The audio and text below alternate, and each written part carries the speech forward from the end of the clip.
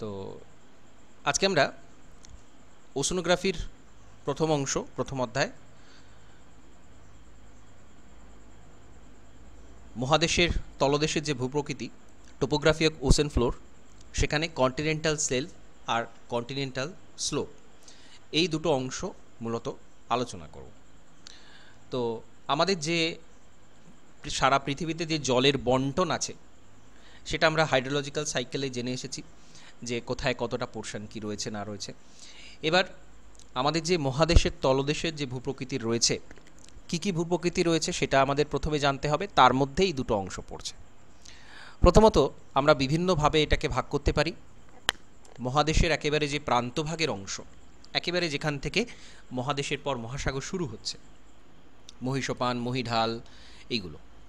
তারপরে সমুদ্রের সমভূমি শুরু হয়ে যাচ্ছে, সামুদ্রিক শৈলশিরা আছে, সমুদ্র খাত আছে, বৃত্তচাপীয় দ্বীপমালা আছে এবং সামুদ্রিক মালভূমি আছে। এরকম বিভিন্নভাবে আমরা ডিভিশনগুলো করতে পারি। তো প্রথমেই একেবারে উপকূলের পরের যে অংশ, এখানে কোস্ট, উপকূল, তারপরে কিন্তু কন্টিনেন্টাল সেলফটা শুরু হচ্ছে, অর্থাৎ যেটা বাংলাতে আমরা বলি মহীসোপান। মহীসোপান শুরু হচ্ছে।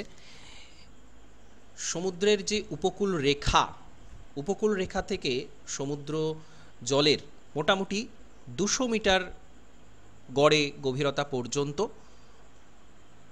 অত্যন্ত মৃদু ঢালযুক্ত প্রশস্ত যে মহাদেশের প্রান্তভাগ, তাকে আমরা মহীসোপান বলছি, কন্টিনেন্টাল সেলফ বলছি। এবার আমরা কি বললাম, উপকূল রেখা থেকে। এই উপকূল রেখা মানে কি? উপকূল রেখা কাকে বলে বলুন? উপকূল রেখা কাকে বলে? স্যার, স্থলভাগ ও সমুদ্রের মাঝ বরাবর যে রেখা বস্তু। হ্যাঁ, বলুন, আরেকটু পরিষ্কার করে বলুন। স্যার, মহাদেশ ও সমুদ্রের মিলিত একটা রেখাকে বলা হচ্ছে না স্যার না উপকূল। না না, প্রপার ডেফিনেশন হলো না। স্থলভাগ আর প্রবল জলোচ্ছ্বাসের ফলে যে উর্মি ভঙ্গ হচ্ছে, যেটা উপকূলের একদম শেষ সীমানা, সেইটা বলা হচ্ছে তটভূমি এবং সমুদ্রের মধ্যবর্তী মানে এন্ড ভাগে যে রেখাটা লক্ষ্য করা যায় সেটাই উপকূল। না না না, প্রপার হচ্ছে না কোনোটাই। জোয়ারের যে স্থলভাগ আর জলটা যেটা যাচ্ছে, জোয়ারের জলটা স্থলভাগে মিলিত হয়, স্থলভাগে জোয়ারের জলটা যে রেখা দ্বারা মিলিত হয় সেই রেখাটাকে বলা হচ্ছে উপকূল রেখা। সব থেকে প্রপার যে ডেফিনেশনটা সেটা হচ্ছে আমাদের সমুদ্র যে ভৃগু, সমুদ্র ভৃগুর যে তলদেশ, সমুদ্র ভৃগুর যে তলদেশ, সেই তলদেশের যে রেখা, সেটা কিন্তু উপকূল রেখা হিসাবে আমরা ধরি। উপকূল রেখা মানে সেখানে কিন্তু জল আসছে না, উপকূল রেখা কিন্তু জল আসছে না। জল আসছে কতটা? যেটাকে আমরা পশ্চাৎ তটভূমি বলছি, পশ্চাৎ তটভূমির প্রান্তভাগ, সেটা কিন্তু আরেকটু দূরে। উপকূল রেখা হচ্ছে সমুদ্র ভৃগু, তার নিচের যে অংশ, সমুদ্র ভৃগুর নিচে যে অংশ, সেইটা কিন্তু উপকূল রেখার মধ্যে আসছে। ঠিক আছে? প্রবল জলোচ্ছ্বাস যদি হয় তাহলেও কি জল যাবে না? মানে না, প্রবল জলোচ্ছ্বাসের ব্যাপারটা আলাদা। আর যেটা সম্মুখ তটভূমি, সেটা হচ্ছে সাধারণ যে জোয়ারের জল, সাধারণ জোয়ারের জল যেটা আসছে, যতটুকু আসতে পারছে, ম্যাক্সিমাম যতটুকু আসতে পারছে, সেইখানে পশ্চাৎ তটভূমি সেখান থেকে শুরু হচ্ছে।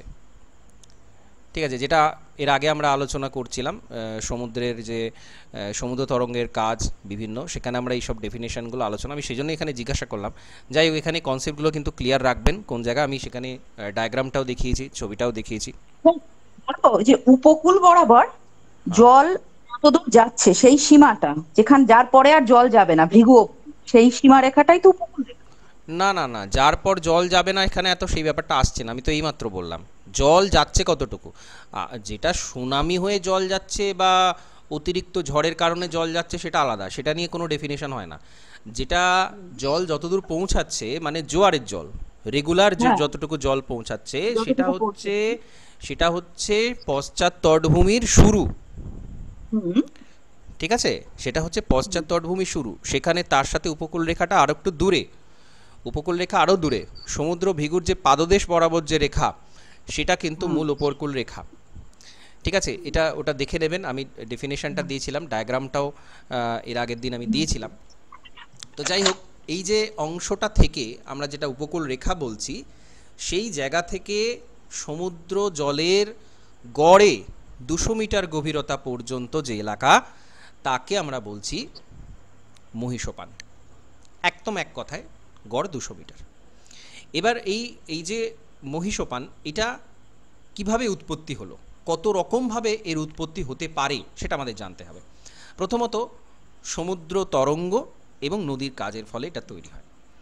সমুদ্র তরঙ্গের আঘাতে সমুদ্র স্রোত, তরঙ্গের সাথে সাথে সমুদ্র স্রোত এবং জোয়ার ভাটা, তার ফলে মহাদেশের যে প্রান্তভাগ সেটা ক্ষয়প্রাপ্ত হয়ে পড়ে এবং এই মহীসোপানটা তৈরি হয়। এটা একটা কারণ। দ্বিতীয় কারণ কি? হিমবাহের সঞ্চয় কাজ, নদীর সঞ্চয় কাজ। নদী, হিমবাহ এদের দ্বারা বাহিত যেসব পদার্থ সেইগুলো উপকূলের আশপাশে সঞ্চিত হয়ে ভরাট হয়ে এই মহীসোপানটা তৈরি হতে পারে। আরেকটা হয় তরঙ্গ কর্তিত মঞ্চ যেটা আছে, তরঙ্গ কর্তিত মঞ্চ যেটা আছে তার যদি নিমজ্জন হয়, তরঙ্গ কর্তিত মঞ্চ যে অংশটা, যেটা ভৃগুর পশ্চাৎ অপসারণের ফলে যে মঞ্চটা তৈরি হয়েছে, সেই মঞ্চটা যদি কিছুটা অবনমিত হয় তখনও এই মহীসোপান তৈরি হতে পারে। তো যত রকমভাবে নিচে বসে যাওয়া সম্ভব, সেটা চ্যুতির ফলে হতে পারে, চ্যুতির ফলে জায়গাটা অবনমিত হয়ে গেল, সেটা কিছুটা সমুদ্রের জলে নিমজ্জিত হয়ে পড়লো, মহীসোপান তৈরি হলো, এটা হতে পারে। অথবা উপকূল কিছুটা উত্থিত হয়েও সমুদ্রের দিকে কিছুটা ঢাল তৈরি করে মহীসোপান তৈরি করতে পারে। আর একটা হয়, মাইকটা অফ রাখবেন, কারো একটা মাইক অন আছে, মাইকটা অফ রাখবেন।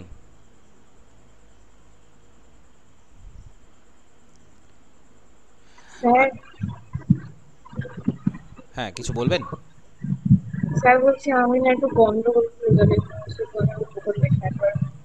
আপনার কথা কিছু বোঝা যাচ্ছে না, সাইড স্যার থেকে।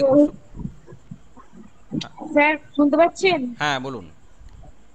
স্যার বলছে আমার একটু গন্ডগোল হয়ে গেল উপকূল রেখা আর মহীসোপান নিয়ে, একটু বলবেন স্যার এটা? মহীসোপান নিয়ে তো কোনো সমস্যার কথা নয়। মহীসোপান উপকূল রেখা থেকে 200 মিটার পর্যন্ত যে মৃদু ঢালযুক্ত অঞ্চল সেটাই হচ্ছে মহীসোপান। ঠিক আছে, খুব ধাপে ধাপে, খুব সামান্য অল্প ঢালে যেটা বহুদূর পর্যন্ত বিস্তৃত সেটা হচ্ছে মহীসোপান। এখানে খুব সিম্পল, খুব সাধারণ, এখানে ছবিটা দেখলেই বুঝতে পারবেন। এখানে কোস্ট লাইন রয়েছে, এখানে কোস্ট লাইন, এটা পুরো কোস্টাল এরিয়া। তারপরে ঠিক যে অংশটা খুব সামান্য ঢালু হয়ে গিয়ে সমুদ্রের জল রয়েছে, তার মধ্য দিয়ে সামান্য ঢালু হয়ে গিয়ে একটা দীর্ঘ প্রায় 200 মিটার পর্যন্ত বিস্তৃত অংশ, এই টোটালটা হচ্ছে 200 মিটার, সেটা হচ্ছে মহীসোপান। তারপরে শুরু হচ্ছে ঢালু অংশ, আরও অনেকটা ঢালযুক্ত অংশ, যেটাকে বলা হচ্ছে মহীঢাল। ঠিক আছে? হ্যাঁ স্যার, আর উপকূল রেখাটা একবার বলবেন? উপকূল রেখা হচ্ছে ভৃগুর তলদেশ, ভৃগু,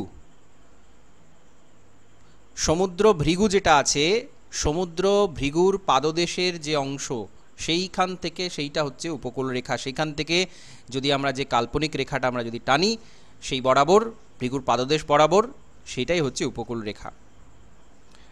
ঠিক আছে, এর সাথে গন্ডগোল হওয়ার কিছু নেই, দুটো আলাদা জিনিস। যাই হোক, তাহলে এইগুলো হচ্ছে কারণগুলো মনে রাখবেন। বিভিন্ন কারণে মহীসোপান তৈরি হয়। মহীসোপান শুধু সঞ্চয়ের ফলে হয় না, মহীসোপান শুধু ক্ষয়ের ফলে হয় না, মহীসোপান ক্ষয়, সঞ্চয়, নিমজ্জন, উত্থান, চ্যুতি, নানা রকম কারণে এটা তৈরি হতে পারে। ঠিক আছে, তো সবগুলো কারণ এখানে একটু মনে রাখবেন। এবার আমাদের কিছু বেসিক বিষয়ে বৈশিষ্ট্য জানতে হবে। আমরা মহীসোপান সম্পর্কে জানছি, তো মহীসোপানের যে বৈশিষ্ট্য সেগুলো কিন্তু আমাদেরকে পরপর মনে রাখতে হবে। প্রথমত একটা যেটা বলছিলাম যে 200 মিটার পর্যন্ত মহীসোপানের যে বিস্তার, 200 মিটার পর্যন্ত। অবশ্যই এটা গড়, এরকম নয় যে সব সমুদ্রের ক্ষেত্রে 200 মিটারই হতে হবে। 200 মিটারের থেকে বেশি দূর পর্যন্ত মহীসোপান অনেক সময় বিস্তৃত হতে পারে, যেটার গড় গভীরতা মোটামুটি 132 মিটার, আর ম্যাক্সিমাম মোটামুটি 600 মিটার পর্যন্ত হতে পারে।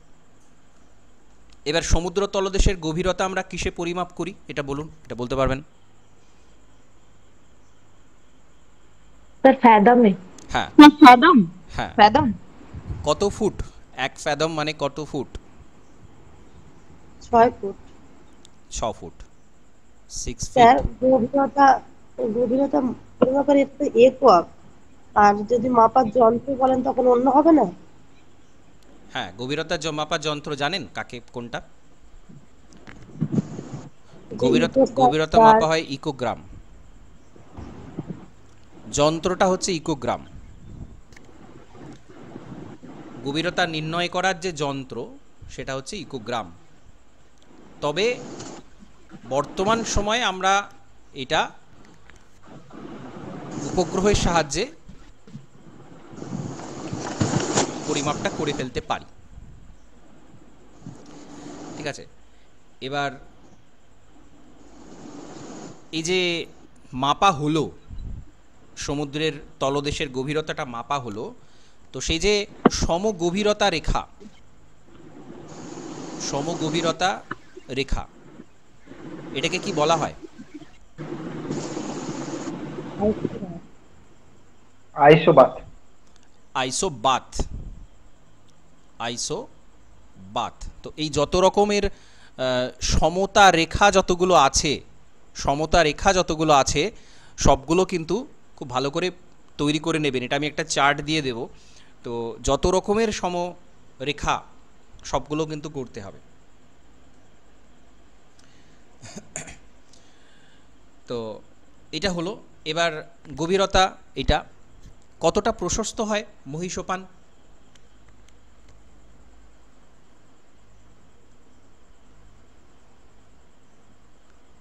প্রশস্ত কতটা হয়? 78 কিলোমিটার বা 80 কিলোমিটার কাছাকাছি। হ্যাঁ, গড়ে স্যার 78 কিলোমিটার মোটামুটি গড় আমরা বলতে পারি, গড় আমরা বলতে পারি 78 কিলোমিটার। 78 কিলোমিটার গড়, মোটামুটি 80 কিলোমিটারও ধরা হতে পারে কোথাও কোথাও। তো এটা হচ্ছে এতটা প্রশস্ত হয়। ঢাল, ঢাল কতটা হয় মহীসোপান? খুব মৃদু ঢালযুক্ত। কতটা হয়? 1 ডিগ্রি। 1 ডিগ্রির কম, সাধারণত 1 ডিগ্রি কম ঢাল দেখতে পাওয়া যায়। ক্ষেত্র বিশেষে এটা সামান্য কম বেশি হতে পারে, কখনো সখনো এটা দেখা যাবে প্রায় 3 ডিগ্রি কাছাকাছি ঢাল চলে যাচ্ছে, কিন্তু গড় 1 ডিগ্রি বা 1 ডিগ্রির থেকে কম দেখতে পাওয়া যায়। আমাদের সমস্ত যে সমুদ্র তল, সমুদ্রের যত নিচের সম্পূর্ণ যেটা নিমজ্জিত সমুদ্র অংশ, তার কত শতাংশ মহীসোপান? সামগ্রিকভাবে সবকটা মহাসাগর যদি আমরা ধরি, তাহলে তার কত শতাংশ মহীসোপান? পার্সেন্টেজ কত? 7.5%। হ্যাঁ, 7.5 বা কোথাও এটা 6 পাবেন, সেটা নিয়ে অসুবিধা নেই। 7.6। হ্যাঁ, 7.6ও কোথাও কোথাও আছে, 5ও হবে। তো এটা হচ্ছে টোটাল। এবার এইখানেই কিন্তু এটা অসম্ভব গুরুত্বপূর্ণ, কারণ আমরা জানি এখানেই কিন্তু বিভিন্ন রকম সমুদ্রের যে রত্ন, সমুদ্রের যে মূল্যবান বস্তু, সেগুলো কিন্তু মূলত এই জায়গাতে পাওয়া যায়। এবং সবচেয়ে গুরুত্বপূর্ণ, এখানে তেল, প্রচুর পরিমাণে খনিজ তেল এখানে পাওয়া যায়। প্রবাল প্রাচীরও তৈরি হয় এই জায়গাতে, তার থেকে বেশি গভীরতা হয় না, কারণ তার অনুকূল পরিবেশ থাকে না। নানা রকমের যে সঞ্চয়, জৈব এবং অজৈব বস্তু যেগুলো সঞ্চিত হয়, সেগুলো কিন্তু মূলত এই মহীসোপান অঞ্চলেই দেখতে পাওয়া যায়। এখানে খুব সুন্দর একটা ছবি দেওয়া রয়েছে।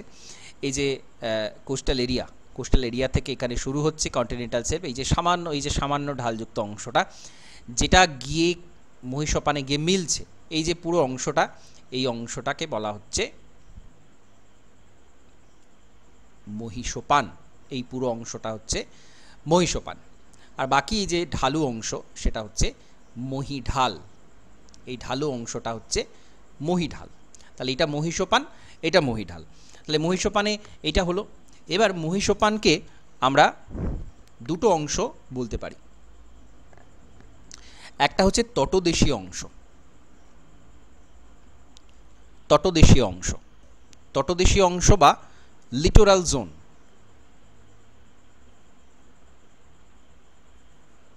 লিটোরাল জোন কোনটা না, জল যতটা পর্যন্ত ম্যাক্সিমাম যেতে পারে, অর্থাৎ জোয়ারের জলের সর্বোচ্চ সীমা থেকে ভাটার সময়ে যতটা জল নেমে আসে, সেইটার মধ্যবর্তী যে অংশ তাকে বলা হচ্ছে লিটোরাল জোন, অর্থাৎ যেখানে কিন্তু জলের ওঠা নামাটা দেখতে পাওয়া যায় সেইটা। আর তারপরের যে অংশ, অর্থাৎ এই যে লিটোরাল জোনটা শেষ হচ্ছে, তারপরেই কিন্তু শুরু হয়ে যাচ্ছে নেরিটিক জোন, অর্থাৎ তারপরের যে অংশটা যেটা আলটিমেটলি গিয়ে মহীঢালের সাথে মিশছে, সেইটুকু অংশকে বলা হচ্ছে নেরিটিক জোন। এটাই ম্যাক্সিমাম হয়, বুঝতেই পারছেন।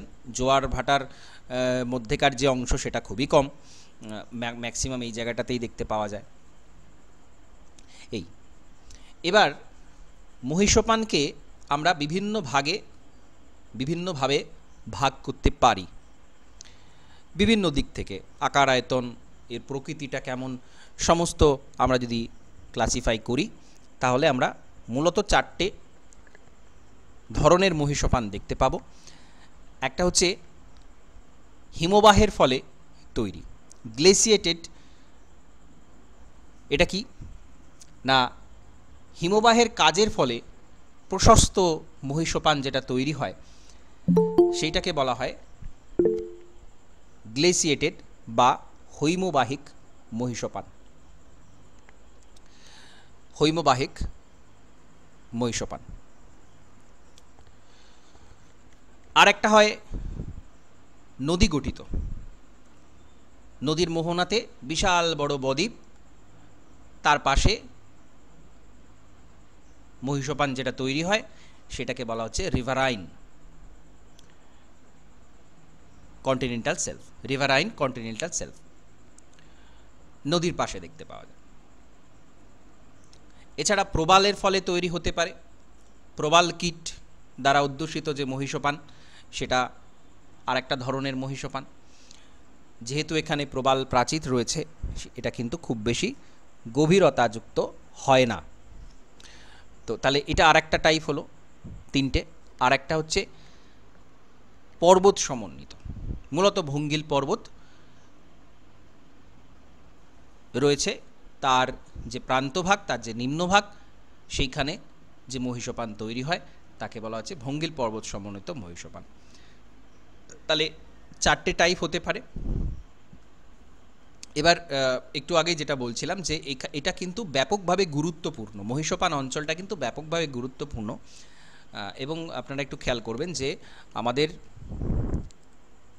EEZ এর ফুল ফর্মটা কি? Exclusive economic zone. এর মানে কি? বিশেষ অর্থনৈতিক অঞ্চল। মানেটা কি? এর গুরুত্বটা কি? 380 কিলোমিটার পর্যন্ত সমুদ্রের দিকের এলাকা ওই দেশের অধিকারে থাকে। মানে অধিকারে থাকে বলতে কি হয় এখানে? মানে ওখান থেকে বিভিন্ন সম্পদ যা কিছু সংগ্রহ করতে পারে। হ্যাঁ, মানে আমাদের যে উপকূল ভাগেই কিন্তু আমাদের দেশের অংশ শেষ হয়ে যাচ্ছে না, তারপরেও আরও অনেকটা এলাকা সেই জায়গা থেকে আমরা সম্পদ আহরণ করতে পারছি, সেটা আমাদের দেশেরই এলাকা। এবং আপনারা নিউজে শুনে থাকবেন যে ওই দেশের মৎস্য আহরণকারী তারা এই দেশের সীমানায় ঢুকে পড়েছে। মৎস্য আহরণকারী সীমানায় ঢুকে পড়েছে মানে এই যে আমাদের ইইজেড অঞ্চলের মধ্যে যদি অন্য দেশের কেউ ঢুকে যায় সেটাকে ইল্লিগাল ধরা হয় এবং তাকে তখন কিন্তু ধরে রাখা হয়, আটকে রাখা হয়। তো যাই হোক, এই ইইজেডটা কিন্তু পুরোপুরি এই মহিষপান অঞ্চলের মধ্যেই পড়ে যাচ্ছে। এখান থেকে আমরা নানা রকম সম্পদ আহরণ করছি। এখানেই বাণিজ্যিক মৎস্যক্ষেত্রগুলো গড়ে উঠছে, মহিষপান অঞ্চলে গড়ে ওঠে। সেখানেই মাছের যে খাদ্য বিভিন্ন রকমের, সেখানে মাছরা সেই জন্যে আসে, সেখানেই মৎস্য সম্পদ সেখানেই পাওয়া যায়। নানা রকমের প্রবাল, ঝিনুক, মুক্ত এইখান থেকে পাওয়া যায়। এছাড়া সমুদ্রে যে সমস্ত গাছ চাষ করা হয়, বেশ কিছু সামুদ্রিক গাছ রয়েছে যেগুলো ব্যাপকভাবে খাদ্যগুণ সমন্বিত, সেগুলো কিন্তু এই মহিষপান অঞ্চলেই করা হয়, পাওয়া যায়। খনিজ তেল পাওয়া যায় এখানে, গ্যাস তেল পাওয়া যায়, কয়লা পাওয়া যায়, মানে এখানে গ্যাস পাওয়া যাবে। এছাড়া মোনাজাইটটা কি? মোনাজাইট থোরিয়াম পাওয়া যায় মোনাজাইট বলে। এটা কি একটা অ্যাকচুয়ালি মোনাজাইটটা কি? স্যার ওই থোরিয়াম মোনাজাইট সেটা ঠিক আছে, কিন্তু মোনাজাইটটা কি অ্যাকচুয়ালি? খনিজ। মোনাজাইট হচ্ছে উপকূল অঞ্চলে প্রাপ্ত একটা বালি, কেরালা উপকূলে পাওয়া যায়, যেটা আমরা মালাবার উপকূল বলছি। মালাবার উপকূলে এক ধরনের বালি, মোনাজাইট। তো সেই বালি থেকে থোরিয়ামটা এক্সট্র্যাক্ট করা হয়, বের করা হয়, এবং সবচেয়ে বেশি মোনাজাইট কিন্তু এখানেই পাওয়া যায়, কেরালাতে পাওয়া যায়। তো সেইটাও কিন্তু আমরা এই মহিষপান অঞ্চলেতেই পাচ্ছি, এখান থেকেই পাচ্ছি। এখানে বন্দর তৈরি হয়, ভগ্ন উপকূল যেখানে আছে, যেখানে প্রাকৃতিক বন্দর, স্বাভাবিক বন্দর যেখানে গড়ে ওঠে, সেটাও এই অঞ্চল। তো এত কিছু সুবিধা বা এত কিছু গুরুত্ব কিন্তু মহিষপানের রয়েছে। আচ্ছা, এবার আমরা চলে যাব মহিঢাল। এখানে মহিষপান অঞ্চল এখানে শেষ হচ্ছে। স্যার ইজেড বললো না, ওটা উপকূল থেকে কত দূর পর্যন্ত আছে? 200 ফ্যাদম পর্যন্ত। ঠিক আছে, ঠিক আছে। ইইজেড না 200 নটিক্যাল মাইল। হ্যাঁ হ্যাঁ, yes, 200 nautical mile, 200 nautical mile. ওটা টোটাল দূরত্বটা হিসাব করা হচ্ছে, গভীরতাটা নয়, দূরত্বটা আলাদাভাবে হিসাব করা হয়। তো 200 নটিক্যাল মাইল পর্যন্ত হচ্ছে ইইজেড, এক্সক্লুসিভ ইকোনমিক জোন। তো ফেরোম্যাঙ্গানিজ নোডিউলস বা আরও নানান ধরনের বিভিন্ন রকম খনিজ পাওয়া যায় এখান থেকে। সেখান থেকে মানে ডাইরেক্ট সেগুলো ওই নিচে পড়ে থাকে, সেখান থেকে আমরা খনিজগুলোকে এক্সট্র্যাক্ট করতে পারি। তো যাই হোক, এবার আমরা মহিঢাল বা কন্টিনেন্টাল স্লোপে চলে আসব। তো মহিষপান এতটা এলাকা, তারপরে শুরু হচ্ছে মহিঢাল, একেবারে গভীর সমুদ্রের যে সমভূমি সেই পর্যন্ত এটা চলে যাচ্ছে। প্রায় 3000 মিটার পর্যন্ত বা 3 কিলোমিটার পর্যন্ত, মহিষপানের পরে প্রায় 3 কিলোমিটার পর্যন্ত এটা বিস্তৃত। দেখেই বোঝা যাচ্ছে এটা যথেষ্ট ঢাল বেশি রয়েছে, যথেষ্ট খাড়াই। তো ব্যাপকভাবে ক্ষয় বিভিন্ন কারণে এটা তৈরি হতে পারে, সেটা পরে আলোচনা করছি। এর কিছু বৈশিষ্ট্য জেনে রাখতে হবে। মোটামুটি 200 থেকে 2000 মিটার গভীরতা পর্যন্ত গড়ে এর গভীরতাটা থাকে। কতটা প্রশস্ত হয়? 32 কিলোমিটার। খুব বেশি প্রশস্ত এটা হয় না, ম্যাক্সিমাম 32 কিলোমিটার প্রশস্ত। ঢালের ডিগ্রিটা অবশ্যই মনে রাখবেন, মোটামুটি 3 থেকে 7 ডিগ্রি পর্যন্ত এর ঢালটা হয়। গড় 3 থেকে 7 ডিগ্রি পর্যন্ত, কখনো কখনো এটা 10 ডিগ্রি ঢালেও থাকতে পারে। সমস্ত যে সমুদ্রের এলাকা রয়েছে তার মধ্যে 8.5%, যেটা আমরা 7.5 বা 6 মহীসোপান দেখছিলাম, মহীঢাল টোটাল এরিয়ার 8.5% রয়েছে। তো এখানেই নানা রকম ভূমিরূপ তৈরি হয়, যেটা এর আগে আমরা দেখছিলাম যে মহীঢালে কিন্তু পলল বেজনী তৈরি হয়েছে। এখানে যত সমস্ত বয়ে আনা বস্তুগুলো সেগুলো কিন্তু ছড়িয়ে গিয়ে ঠিক যেমন পলল বেজনী তৈরি হয় এখানে সেরকম তৈরি হয়। এখানে সমুদ্র খাতও দেখতে পাওয়া যায়, চ্যুতি দেখতে পাওয়া যায়, বিভিন্ন রকমের ভূমিরূপ এখানে তৈরি হয়। তো যেহেতু এখানে ঢালটা অনেক বেশি, সেজন্য এখানে বিভিন্ন বস্তু যে সঞ্চয় হচ্ছে তার পরিমাণটা তুলনামূলক কম হয়। মহীসোপানের থেকে তুলনামূলক এখানে কম সঞ্চয় দেখতে পাওয়া যায়।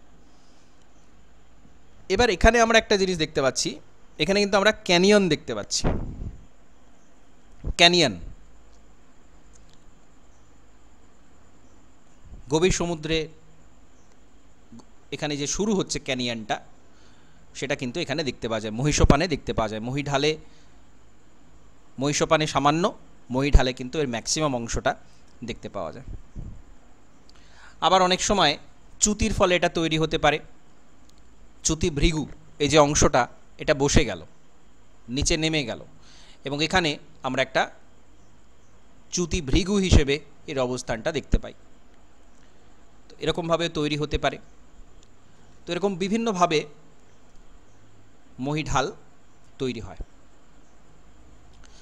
আর এখানে সমুদ্র স্রোত, নদী বিভিন্ন মাধ্যমে ব্যাপকভাবে ক্ষয় পেতে পারে, সে ক্ষয়ের ফলেও এটা তৈরি হতে পারে। তো এই হচ্ছে মহীসোপান এবং মহীঢালের মূল বিষয়বস্তু। বিস্তরটা কত বললেন? 32 কিলোমিটার? হ্যাঁ, 32 কিলোমিটার, ম্যাক্সিমাম 32 কিলোমিটার পর্যন্ত হয়।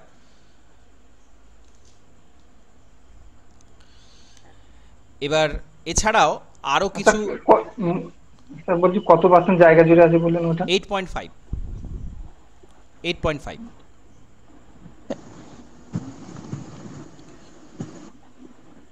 তো এছাড়া গভীর সমুদ্রের সমভূমি এখানে আমরা দেখতে পাচ্ছি ডিপ সি প্লেন বা অ্যাবিসাল প্লেন, তারপরে শুরু হয়ে যায়,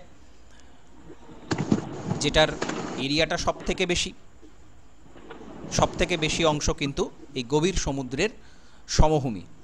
সমস্ত সমুদ্রের প্রায় 83%, 83% সেটাই কিন্তু এই গভীর সমুদ্রের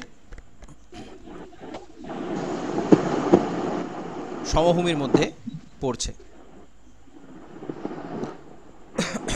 তো স্বাভাবিকভাবে আরও যে সমস্ত ভূমিরূপগুলো সেগুলোও কিন্তু এই সমভূমির মধ্যেই চলে আসছে। নানা রকম শৈলশিরা, গায়ট, মালভূমি সমস্তটাই কিন্তু এর মধ্যের কার অংশ। এছাড়া আমরা এই সমুদ্রের যে খাত, সেটা সমুদ্রের শৈলশিরা। মাইক অফ রাখবেন, কারো একটা মাইক অন করা আছে?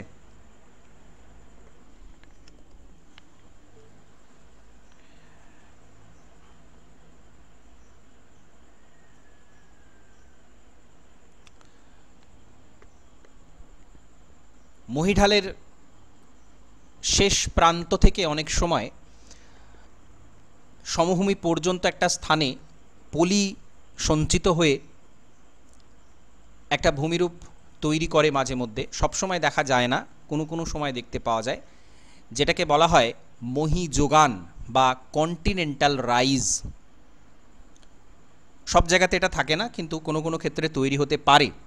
কী হয় তৈরি হয় না, মহাদেশের অংশের যে সমস্ত পদার্থ আছে, পলি বালি নানা রকমের কাদা পলি বালি এই সমস্ত মিশ্রিত একটা অংশ, সেটা মহিষোপান থেকে গিয়ে ঢাল বরাবর গড়িয়ে এসে ঠিক মহীঢালের পাদদেশে সঞ্চিত হয়ে পড়ে এবং সেটাই সঞ্চয় হতে হতে একটা উঁচু ভূমিরূপ তৈরি করে দেয়, যেটাকে বলা হচ্ছে মহীযোগান, কন্টিনেন্টাল রাইজ।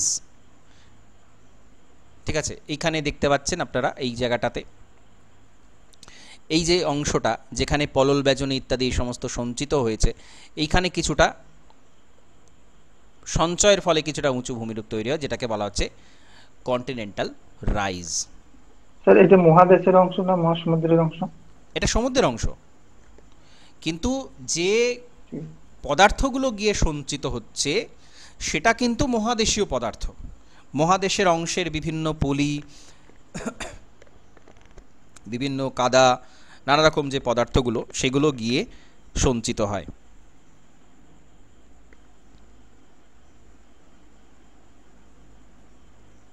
স্যার মহাদেশীয় অংশ কতদূর পর্যন্ত বলবো স্যার?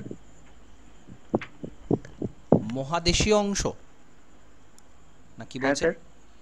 এখানে মহাদেশীয় অংশ, এখানে তো মহাদেশের অংশ হচ্ছে না, এটা তো সম্পূর্ণটাই মহাসমুদ্রের তলদেশের ভূপ্রকৃতি।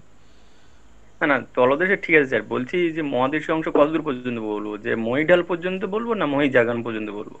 না, মহীযোগান পর্যন্ত অবশ্যই। এখানে এই যে মহাদেশের অংশটা যে গিয়ে সঞ্চিত হচ্ছে, মহাদেশীয় পদার্থ সমূহ গিয়ে সঞ্চিত হচ্ছে, সেটা অবশ্যই মহীযোগান পর্যন্ত চলে যাচ্ছে। কারণ খুব স্বাভাবিক, এই যে কন্টিনেন্টাল শিল্প অঞ্চলে যে ক্ষয় হলো, সেই ক্ষয়জাত পদার্থ এখানে কিছুটা সঞ্চিত হচ্ছে, আবার তারপরে এই ঢাল বেয়ে কিন্তু সেটা স্বাভাবিকভাবে নিচে চলে আসবে, পাদদেশে চলে আসবে, যতক্ষণ না পর্যন্ত তারপর সমভূমি তৈরি হচ্ছে। কারণ সমভূমির পরে যে ঢালটা আছে সেটা খুব সামান্য ঢাল, ঠিক আছে, যদি না সেখানে শৈলশিরা থাকে বা অন্য খাত থাকে ইত্যাদি, তো স্বাভাবিকভাবে এখানেই সঞ্চিত হচ্ছে এই পর্যন্তই। ঠিক আছে, তারপরে তাহলে সমুদ্রের অংশ বললেন এটা তাহলে? হ্যাঁ, সমুদ্রের অংশ তো বটেই। আমি বলছি ক্ষয়জাত যে পদার্থগুলো আসছে, সেই ক্ষয়জাত পদার্থগুলো আসছে স্থলভাগ থেকে, সেটা আসছে মহাদেশ থেকে।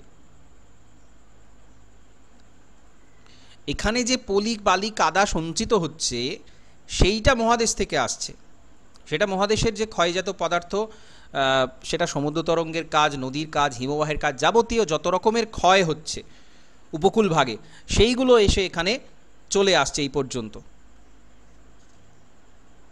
ঠিক আছে, বোঝা গেছে? স্যার একটা কোশ্চেন ছিল যে মহাদেশের শেষ মানে সীমাটা কি, তখন উত্তরটা মহীঢাল দেওয়া হয়, তাহলে এটা কি হবে? এখন ব্যাপারটা হচ্ছে মহীঢালের মহীসোপান মহীঢাল এই যে অংশটা, এটা কিন্তু মহাদেশেরই একটা এক্সটেনশন বলা যায়। মহাদেশটাই কখনো এই যে বলা হচ্ছে কি, কখনো এটা নিমজ্জিত হচ্ছে, কখনো নিমজ্জিত হচ্ছে মানে নিম্নে বসে যাচ্ছে ভূমিভাগটা বসে গিয়ে এটা তৈরি হচ্ছে। ঠিক আছে, তো মহাদেশেরই একটা পার্ট এখানে এটা বলা যেতে পারে। এবং সঞ্চয়ের দিক থেকে দেখলেও সেটা কিন্তু এই জায়গাটা পর্যন্তই আসছে। এবার মহীযোগান যে অংশটা, সেটা কিন্তু সব সমুদ্রে দেখা যায় না। আমি যখন একটা ডেফিনেশন বলছি কতটুকু এরিয়া পর্যন্ত যাচ্ছে এই জায়গাটা, তার একটা তো প্রপার ডেফিনেশন থাকবে, কিন্তু যখন দেখাই যাচ্ছে না, সব জায়গাতে মহীযোগান অংশটা সব জায়গায় থাকে না, মহীঢাল পর্যন্তই পাওয়া যায়। তো সেইখানে আমরা ডেফিনেশনটা তাহলে সেরকম দিচ্ছি যে হ্যাঁ এই পর্যন্ত এটা আসছে। কি বলছি বোঝা গেছে? হ্যাঁ স্যার, তাহলে মহাদেশের প্রান্ত মানে শেষ সীমা মহীঢাল। হ্যাঁ, যদি এক কথায় বলা হয়, প্রশ্ন যেমন করা হবে উত্তরটা কিন্তু সেরকম আসবে। প্রশ্নর করার ধরন দেখে আপনি বুঝতে পারবেন কি চাওয়া হয়েছে প্রশ্নটা। কারণ এই যে টোটাল কন্টিনেন্টাল রাইজের যে জায়গাটা, সেটা কিন্তু মোটামুটি 1%-এর কাছাকাছি। অর্থাৎ এটা কিন্তু নেগলিজেবল নয়, একদম যে ছেড়ে দেওয়া কোথাও নেই এরকম কিন্তু নয়, এটা আছে, কারণ সঞ্চয়জাত পদার্থগুলো এই পর্যন্তই দেখতে পাওয়া যায়। ঠিক আছে, স্যার মহিষের প্রকৃত শেষ সীমাটাই হচ্ছে মহিডাল, আর এমনি যদি নরমাল একদম থাকে তখন একদম, মহিডালের এটা গঠন থাকলে অবশ্যই তখন অবশ্যই বলে। অবশ্যই। এখন ব্যাপারটা হচ্ছে কি, এইটা তো জাস্ট সঞ্চয়, এটা কিন্তু মহিষোপানে মহিঢালের যে সীমানা তার মধ্যেই এটা থাকছে। মহিঢালটা এরকম ঢালু হয়ে এখানে নামলো, এইখানে এসে পদার্থগুলো সঞ্চিত হয়ে এইখানে পড়ছে, তো এটা কিন্তু এরকম নয় যে সমভূমিতে গিয়ে তলিয়ে যাচ্ছে, এটা মহিষোপান পর্যন্তই থেকে যাচ্ছে, কিন্তু তার প্রান্তভাগে এরকম উঁচু হয়ে গিয়ে একটা ভূমিরূপ তৈরি করছে, আমরা সেটার নাম দিচ্ছি কন্টিনেন্টাল রাইজ। অ্যাকচুয়ালি এটা মহিঢালেরই একটা অংশ, মহিঢালের পরেই তার একদম পাদদেশের অংশে এটা তৈরি হচ্ছে।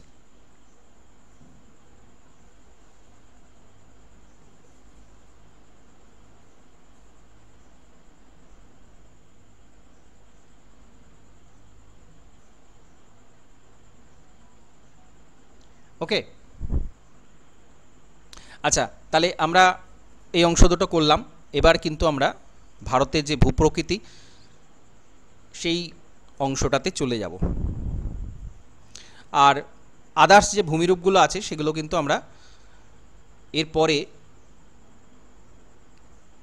যখন বিভিন্ন সমুদ্রের তলদেশের ভূপ্রকৃতি আলোচনা করব তখন তার সাথে তার বৈশিষ্ট্য যাবতীয় বিষয়গুলো আলোচনা করব। ঠিক আছে,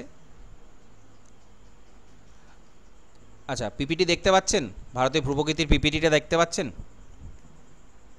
হ্যাঁ স্যার, হ্যাঁ স্যার। ওকে স্যার একটা প্রশ্ন ছিল স্যার। হ্যাঁ বলুন।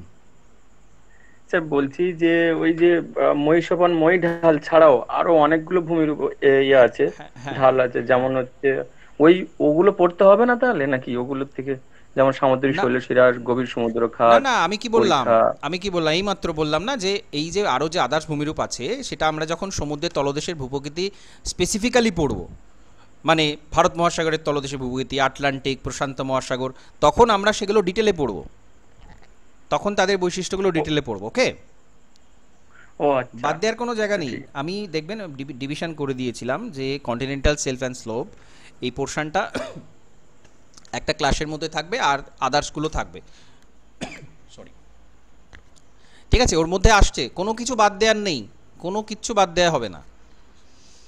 আচ্ছা, তো আমরা এখানে ভারতের ভূপ্রকৃতি এটা আলোচনা করব, ডিটেলে আলোচনা করব।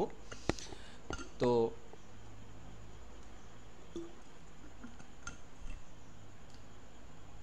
প্রথমে আমরা বিভিন্ন ভূতাত্ত্বিক যুগে কিভাবে বিভিন্ন অংশগুলো উৎপত্তি হয়েছে সেটা দেখে নেব। তো এটা আশা করছি আপনাদের কম বেশি জানা, প্রোটেরোজোইক আর ফ্যানেরোজোইক ইয়ন, এবং তার মধ্যে এই যে ফ্যানেরোজোইকের মধ্যে যে প্যালিওজোইক, মেসোজোইক আর সিনোজোইক, এই তিনটে পার্টের মধ্যে কিন্তু যাবতীয় আমাদের যে ভূপ্রাকৃতিক পরিবর্তনগুলো সেগুলো হচ্ছে। তার আগে প্রোটেরোজোইকে কিন্তু খুব একটা পরিবর্তন হয়নি। তো প্যালিওজোইকের মধ্যে ক্র্যাম্বিয়ান, আমরা বলি প্রিক্যাম্বিয়ান, কেন বলি? কারণ এই প্যালিওজোইকের আগে, ক্যাম্বিয়ানের আগের যাবতীয় ঘটনা সেটাকে আমরা প্রিক্যাম্বিয়ান বলি। অর্থাৎ এই প্রোটেরোজোইকের মধ্যে আর্কিয়ান আর হেডিয়ানের মধ্যে যাবতীয় যা যা পড়ছে সেই পুরোটাই হচ্ছে ক্যাম্বিয়ানের মধ্যে। যাই হোক, তারপরে এই Ordovician, Silurian, Devonian, Carboniferous, Permian, এই যে অংশটা এটা কিন্তু পুরোটাই প্যালিওজোইকের সময়কাল। এবং সবচেয়ে গুরুত্বপূর্ণ এই যে কার্বনিফেরাস, এটা আমাদের বারবার ফিরে আসে কার্বনিফেরাসের কথা, তো সেটা ঠিক পার্টিকুলার কোন সময়ে ছিল সেটা কিন্তু আমাদের জানতে হবে। তারপরে মেসোজোইকটা আরও বেশি গুরুত্বপূর্ণ, কারণ এখানে ট্রায়াসিক, জুরাসিক আর ক্রিটেশাস শুরু হয়ে যাচ্ছে। ক্রিটেশাসে শেষ দিকে যে লাভাটা বেরিয়ে এলো আমাদের ভারতের দাক্ষিণাত্য মালভূমি, সেই লাভাটা কিন্তু এই ক্রিটেশাসের সময় এসেছিল। তারপরে শুরু হয়ে যাচ্ছে সিনোজোইকেরা, যার মধ্যে প্যালিওসিন, নিওসিন, কোয়াটারনারি। প্যালিওসিনের মধ্যে আবার প্লিওসিন, ইওসিন, অলিগোসিন। নিওসিনের মধ্যে মায়োসিন, প্লিওসিন, আর কোয়াটারনারির মধ্যে যেটা প্লেস্টোসিন শেষ হয়ে এখন হলোসিন চলছে। তো মোটামুটি ওভারঅল একটা ধারণা না থাকলে কিন্তু বাকিটা সময়কালের মধ্যে বসানো খুব মুশকিল হয়ে যায়। তো আমরা জানি প্যানজিয়া, প্যান্থালাসা, তারপরে সেটা ধীরে ধীরে ভাঙন হলো এবং কিভাবে আমাদের বর্তমান অবস্থাতে আমরা এসে পৌঁছেছি। এবং আমাদের যে মূল আলোচ্য বিষয় সেটা হচ্ছে ভারতের যে ভূখণ্ড সেটা যখন থেকে উত্তর দিকে চলা শুরু করলো, অর্থাৎ গান্ডোয়ানার বাকি ভূখণ্ডগুলোর থেকে আলাদা হয়ে সেটা যখন উত্তর দিকে চলন শুরু করলো, তখন থেকে কী কী ভূপ্রাকৃতিক পরিবর্তন হয়েছে সেটা কিন্তু আমাদের জানতে হবে। তো উত্তরের অংশ লরেশিয়া আর দক্ষিণের ভাগ গান্ডোয়ানা ল্যান্ড হিসেবে ছিল।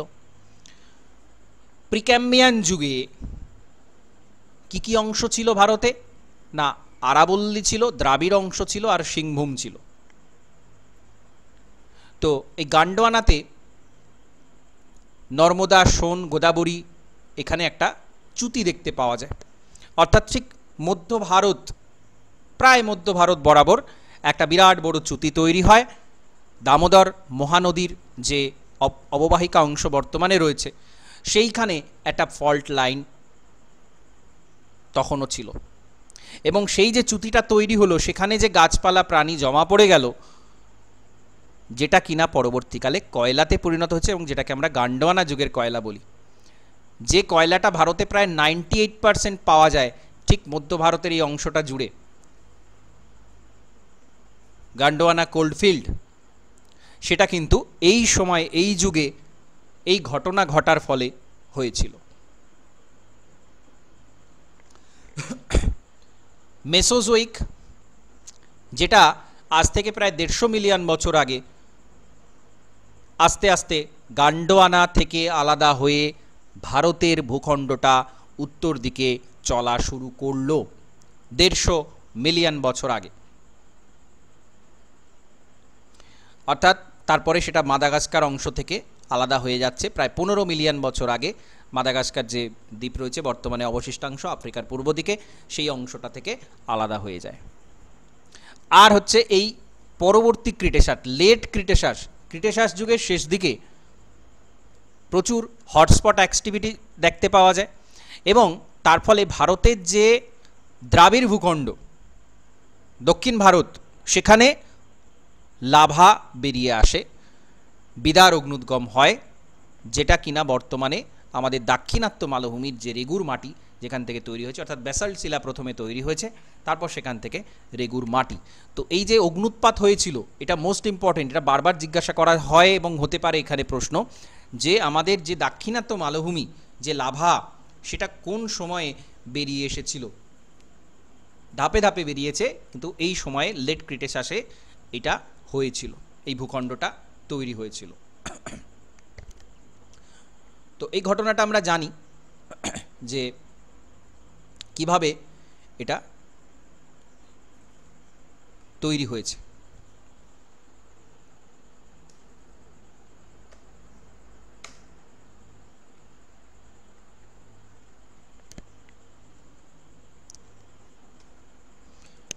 ভারতের ভূখণ্ডটা ধীরে ধীরে উত্তর দিকে সরেছে, এবং এই জায়গাতে যেটা বর্তমানে অবশিষ্টাংশ ভূমধ্য সাগর, সেখানে একসময় তেথিস সাগর ছিল, এই পুরো অংশটাই তেথিস সাগর ছিল। টারসিয়ারি পিরিয়ডে কি হলো, এখানে ভারতীয় ভূখণ্ড তেথিস সমুদ্র অতিক্রম করে ইউরেশিয়ার দিকে এগিয়ে যেতে থাকে। তার ফলে এর মধ্যেকার যে পাললিক শিলা সেটা ভাঁজপ্রাপ্ত হয়ে মঙ্গিল পর্বত তৈরি করে। তো তার ফলে এখানে 3টে ধাপে হিমালয় তৈরি হয়। একটা গ্রেট হিমালয় যেটা তৈরি হলো সেটা হলো অলিগো ইওসিন পিরিয়ড, এগুলো মনে রাখবেন প্রপার একদম সময় ধরে, অলিগো ইওসিন। মধ্য হিমালয়টা তৈরি হলো মিওসিন পিরিয়ডে, আউটার হিমালয় তৈরি হলো মিওসিন পিরিয়ডে। এবং এই হিমালয় তৈরির পরে বিভিন্ন পলিবাহিত বিভিন্ন অংশ, যেটা উত্তর ভারতের যে সমভূমি, সেটা কিন্তু তৈরি হয়েছে ধীরে ধীরে। এবার আমাদের যে বিভিন্ন শিলাগুলো পাওয়া যায় সারা ভারতবর্ষ জুড়ে, সেখানে কি কি আছে, শিলা কি ধরনের পাওয়া যায়? একটা হচ্ছে আর্কিয়ান রক সিস্টেম, একটা পুরানা রক সিস্টেম, একটা দ্রাবিডিয়ান রক সিস্টেম, আর একটা হচ্ছে আর্য রক সিস্টেম। সবচেয়ে পুরাতন হচ্ছে আর্কিয়ান, কারণ এটা হচ্ছে প্রিক্যাম্বিয়ান সময়। প্রিক্যাম্বিয়ান মানে কি? একটু আগে আমরা দেখলাম ক্যাম্বিয়ানেরও আগে যেগুলো হয়েছিল, প্রিক্যাম্বিয়ান, সেটা হচ্ছে সবচেয়ে পুরাতন শিলা। আর্কিয়ান নিশ এবং সিস্ট আর ধারোয়ার সিস্টেম, এই দুটো হচ্ছে আর্কিয়ান রক সিস্টেম, সব থেকে পুরাতন শিলার অংশ। পুরানা রক সিস্টেম, তার মধ্যে কুডাপ্পা আর বিন্ধ্য সিস্টেম, এই দুটো পড়ছে। প্রিক্যাম্বিয়ানের এই যে আর্কিয়ানের থেকে তুলনামূলক কিছুটা নবীন। আর হচ্ছে প্যালিওজোইকের সময় তৈরি হয় দ্রাবিডিয়ান রক সিস্টেম, যেটা কার্বনিফেরাস রক নামেও পরিচিত। আর সবথেকে নবীন হচ্ছে আর্য রক সিস্টেম, যেটা Gondwana system, Jurassic, Deccan trap আর টারশিয়ারি, যেটা আরও বেশি আধুনিক, এর মধ্যে সব পড়ছে। তো এক্সাম্পলগুলো আমাদের এখানে মনে রাখতে হবে একটু। আর্কিয়ান রক সিস্টেম কোথায় পাওয়া যাচ্ছে? উড়িষ্যা, মেঘালয়, মধ্যপ্রদেশ, ছোটনাগপুর মালভূমিতে হিমালয় পর্বতের মজ্জা তৈরি হয়েছে। এর মধ্যেকার একটা অংশ হচ্ছে ধারোয়ার। কর্ণাটকের ধারোয়ারে প্রথম পাওয়া গিয়েছিল বলে এটাকে ধারোয়ার রক সিস্টেম বলা হয়। এবং এই কর্ণাটকের যে খনিজ সম্পদ সমৃদ্ধ এলাকা, লোহা, ম্যাঙ্গানিজ, সোনা, এই ধারোয়ার রক সিস্টেমের মধ্যে পাওয়া যায়। পূর্ণা রক সিস্টেম অন্ধ্রপ্রদেশের কুডাপ্পা, কুর্নুল, ছত্তিশগড়ের কিছু অংশ, ঝাড়খণ্ডের সিংভূম, এইসব জায়গাতে দেখতে পাওয়া যায়। এবং পান্না, গোলকুন্ডা, এই যে হীরের খনি, এটা কিন্তু এই পূর্ণা রক সিস্টেমের মধ্যে দেখতে পাওয়া যায়। দ্রাবিডিয়ান রক সিস্টেম একেবারেই দক্ষিণ ভারতে পাওয়া যায় না, এটা পাওয়া যায় হিমালয়ে। দ্রাবিডিয়ান রক সিস্টেম পাওয়া যায় হিমালয়ে, এবং এখানে প্রচুর পরিমাণে জীবাশ্ম পাওয়া যায়, যেটা হিমালয় পর্বতে জানি আমরা দেখতে পাওয়া যায়। আর হচ্ছে আর্য রক সিস্টেম, সবচেয়ে নবীন। গন্ডওয়ানা সিস্টেম, যেটা আমাদের এই 98% যে কয়লা যেটা পাওয়া যায়, সেটা কিন্তু এই আর্য রক সিস্টেমের অন্তর্গত। ডেকান ট্র্যাপ, দাক্ষিণাত্য মালভূমি, যেটা ক্রিটেশাস যুগে এটা তৈরি হয়েছিল, সেটা। টারশিয়ারি সিস্টেম, হিমালয়ের জন্ম, হিমালয় পার্বত্য অঞ্চলে পুরো এলাকাটা, সেটা। এবং কিছু কয়লা আমরা জানি পাওয়া যায় এখানে, টারশিয়ারি কয়লা ক্ষেত্র যেগুলো, সেটা কিন্তু হিমালয় পার্বত্য অঞ্চলে রয়েছে, দার্জিলিংয়েও রয়েছে কিছুটা আমরা জানি। আর হচ্ছে প্লিস্টোসিন যুগ। প্লিস্টোসিন যুগে আমরা জানি 4টে হিমযুগ এসেছিল, এবং সেখানে কারেওয়া পলি, ভাঙ্গার পলি, এইগুলো এই সময় তৈরি হয়। তাহলে এইগুলো হচ্ছে ভারতের বিভিন্ন শিলা সমন্বিত অঞ্চল, রক সিস্টেম, কোথায় গিয়ে পাওয়া যায়, কোনটা কতটা পুরাতন, কোন এলাকাতে পাওয়া যায়, সেগুলো একটু দেখে রাখতে হবে। এবার ভারতের যে ভূপ্রকৃতি, ভারতের ভূপ্রকৃতিকে বিভিন্নজন বিভিন্নভাবে শ্রেণীবিভাগ করেছেন, তো আমরা মূল অংশগুলো এখানে আলোচনা করব। তো ভারতে হিমালয় পর্বতমালা, যেটা হচ্ছে 2500 কিলোমিটার যার দৈর্ঘ্য, 2500 কিলোমিটার। তো এখানে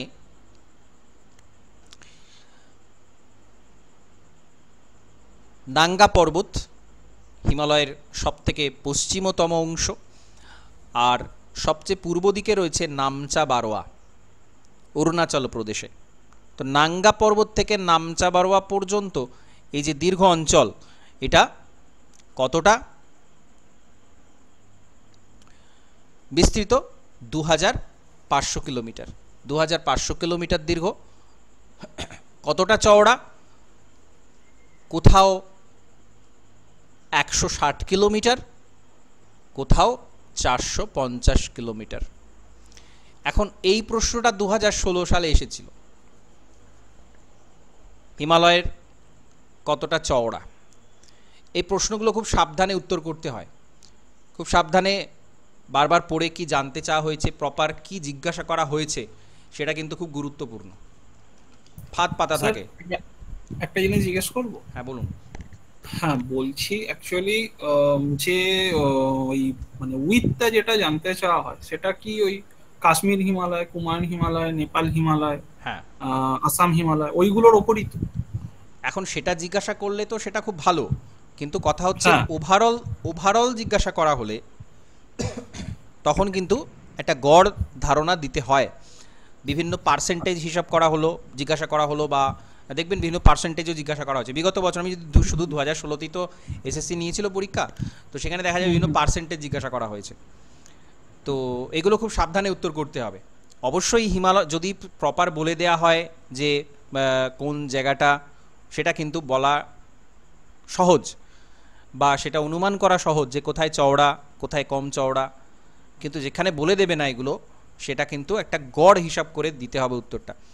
তো সেগুলো একটু ট্যাকেল করা মুশকিল হয় বা ভুল হয়ে যাওয়ার সম্ভাবনা থাকে। যাই হোক, ওভারঅল যেটা সেটা হচ্ছে এরকম, কোথাও 160 কিলোমিটার, কোথাও 450 কিলোমিটার পর্যন্ত এটা চওড়া। যেমন কাশ্মীর হিমালয় যে অংশটা রয়েছে, এখানে পরপর কারাকোরাম, লাদাখ, জাস্কার, এই পরপর কিন্তু এই রেঞ্জটা রয়েছে, এটা যথেষ্ট দীর্ঘ। তো এটা বিভিন্নভাবে এই অংশটা রয়েছে। এবার আমরা বলছি এখানে নাঙ্গা পর্বত রয়েছে, এখানে রয়েছে নামচা বারোয়া, এটা হিমালয়ের এক্সটেনশন। হিমালয় এতটা বিস্তৃত, আর হিমালয় যখন তৈরি হয় তখন এখানে একটা বাঁক তৈরি হয়েছিল। এই যে বাঁকটা, এখানে এদিকে হিমালয়ের এক্সটেনশনও আছে ডান দিকে, আরাকানিওমা এই জায়গাটা পরপর। তো এই যে বাঁকটা চুলের কাঁটার মতো এরকম একটা বাঁক তৈরি হয়, সিনট্যাক্সিয়াল বেন্ড বলা হয়। হিমালয় পর্বতে কিন্তু এই সিনট্যাক্সিয়াল বেন্ডটা রয়েছে, এবং এটা রয়েছে বলেই আমাদের যখন বর্ষা আসে, বৃষ্টি হয়, এখানে যখন বঙ্গোপসাগরীয় শাখা প্রবেশ করে যায়, এই জায়গাটা প্রবেশ করার ফলে এখান থেকে কিন্তু চট করে বেরোনোর জায়গা নেই, বাম দিকে সরে আসা অনেক পরে এখানে ব্যাপকভাবে বৃষ্টি হয়, যেটা বর্তমানে চলছে। আপনারা যদি একটু খোঁজ রাখেন দেখবেন, আসাম, মেঘালয় এই যে অংশটাতে ব্যাপক পরিমাণে বৃষ্টি এই সময়টা হয়, এবং বর্তমান সময় এখানে কিন্তু ভয়ানক পরিস্থিতি, এতটাই বৃষ্টি হচ্ছে। এখানে কিন্তু এই হিমালয়ের সিনট্যাক্সিয়াল যে বেন্ড, এটা কিন্তু এর পেছনে অনেকটা দায়ী। যাই হোক, আমরা এখানে কিছু সিকোয়েন্স অনেক সময় জিজ্ঞাসা করা হয়। কারাকোরাম রয়েছে প্রথমে। হ্যাঁ বলুন। তাহলে ওই যে ইয়েটা বললেন যে দৈর্ঘ্য না ইয়েটা কত, তো ওটা গড় তাহলে কত হবে? এটা যেটা 160 যে ছিল, এটা কোথাও 160 কিলোমিটার চওড়া, কোথাও 450 কিলোমিটার চওড়া, ঠিক আছে, কোথাও 160, কোথাও 450। এবার প্রপার যদি জিজ্ঞাসা করা হয় শুধুমাত্র কতটা চওড়া, তাহলে সেটা মোটামুটি আমরা মাঝামাঝি একটা বলতে পারি যে 300 কিলোমিটার চওড়া। কিন্তু এরকম ধরনের সাধারণত জিজ্ঞাসা করা হয় না, প্রপার জায়গা জিজ্ঞাসা করা হয় যে এখানে এটা কতটা চওড়া। কাশ্মীর হিমালয় বললে সেটা সব থেকে অনেকটা বেশি হবে। মধ্য হিমালয়টা পুরোটাই নেপালে চলে যাচ্ছে, সেটা আমাদের কোনো অংশে কাজের নয়। অরুণাচল যদি বলা হয়, সেখানে কিন্তু তুলনামূলক মিডিয়াম, মাঝারি। তো বিভিন্ন জায়গাতে বিভিন্ন রকম। গড় বললে মোটামুটি 300 থেকে 350 কিলোমিটার ঠিক আছে, 300 কিলোমিটারটা ঠিক আছে, 350 নয়, 300 কিলোমিটার। কিন্তু আবারও একটা কথা, বিভিন্ন জায়গাতে এটা কিন্তু বিভিন্ন রকম। তো এখানে আমরা কারাকোরামটা প্রথমে পাচ্ছি, তারপরে রয়েছে লাদাখ, তারপরে রয়েছে জাস্কার, তারপরে এখানে গ্রেটার হিমালয়, উচ্চ হিমালয়। এই সিকোয়েন্সটা মনে রাখবেন, পরপর কোনটা নর্থ থেকে সাউথে বা সাউথ থেকে নর্থে অনেক সময় জিজ্ঞাসা করা হয় কোনটার পর কোনটা আছে। আর এখানে কৈলাস পর্বত যেটা, সেই কৈলাস পর্বত কিন্তু লাদাখ রেঞ্জের একটা অংশ, লাদাখের একটা এক্সটেনশন হচ্ছে কৈলাস পর্বত, এটা মনে রাখবেন, এটা মোস্ট ইম্পর্ট্যান্ট। তারপর এখানে হিমাচল হিমালয় রয়েছে, পীরপাঞ্জাল, ধওলাধর, এই যে পরপর অংশগুলো, এটা হিমাচলের অংশ এবং তার নিচে রয়েছে শিবালিক। তো এই সিকোয়েন্সটা খুব গুরুত্বপূর্ণ। এবার এখানে কিছু উচ্চতা কিন্তু আমাদের মনে রাখতে হবে। নাঙ্গা পর্বত, এই যে পশ্চিম দিকে অংশ, বা নামচা বারোয়া, একটু কয়েকটা পর্বতের উচ্চতা মনে রাখবেন যতটা সম্ভব। অনেক সময় এটার সাজানো দেয়া হতে পারে, ডান দিক বাঁ দিক মেলাতে দেয়া হতে পারে, একটু দেখে রাখবেন। তো শিবালিক সব থেকে দক্ষিণে রয়েছে। গড় যে উচ্চতা সেটা হচ্ছে 600 থেকে 150 মিটার পর্যন্ত, ম্যাক্সিমাম 150 মিটার, মিনিমাম 600 মিটার। প্রস্থ মাত্র 10 থেকে 15 কিলোমিটার। তো শিবালিক হচ্ছে একদম হিমালয়ের সবচেয়ে নিচু অংশ, দক্ষিণ দিকের প্রথম অংশ। তারপরে হিমাচল। হিমাচলের মধ্যে এই যে পীরপাঞ্জাল, ধওলাধর, মুসৌরি, নাকটিব্বা, মহাভারত, এই যে পর্বত শ্রেণীগুলো পড়ছে, এগুলো যে হিমাচলের মধ্যে পড়ছে, বা যেটাকে আমরা লেসার হিমালয়া বলছি সেটার মধ্যে আসছে, বা অবহিমালয় বলছি, বা হিমাচল হিমালয় বলছি, এটা কিন্তু মনে রাখবেন। যেটা 2000 থেকে 3300 মিটার এর মধ্যে যার রেঞ্জ, যেটা 60 থেকে 80 কিলোমিটার চওড়া। তো এই পীরপাঞ্জাল, ধওলাধর, মুসৌরি, নাকটিব্বা এর অংশ। তারপরে হিমাদ্রি, গ্রেটার হিমালয়, সবচেয়ে উঁচু অংশ, গড় উচ্চতা 6000 মিটারেরও বেশি। অধিকাংশ সময় বরফে ঢাকা থাকে। সবচেয়ে উঁচু শৃঙ্গগুলো হিমাদ্রির মধ্যে পড়ছে, মাউন্ট এভারেস্ট সবচেয়ে উঁচু, কাঞ্চনজঙ্ঘা, মাকালু, ধবলগিরি, নন্দাদেবী, এগুলো সবই কিন্তু উচ্চ হিমালয় বা গ্রেটার হিমালয় বা হিমাদ্রির মধ্যে কার অংশ। আর হচ্ছে ট্রান্স হিমালয়, তেতিস হিমালয় বা তিব্বত হিমালয় বলা হয়, এবং এর মধ্যে জাস্কার এর যে সর্বোচ্চ অংশ সেটা হচ্ছে লিও পার্গল। এবার হিমালয়ের যে আমরা উত্তর দক্ষিণে ডিভিশনটা পড়লাম, এরপর পূর্ব পশ্চিমে ডিভিশনটাও জানতে হবে। তো হিমালয়ের সবচেয়ে পশ্চিম দিকে হিমালয়কে খুব সুন্দর করে 3টে ডিভিশন করা হয়েছে: পশ্চিম হিমালয়, মধ্য হিমালয় আর পূর্ব হিমালয়।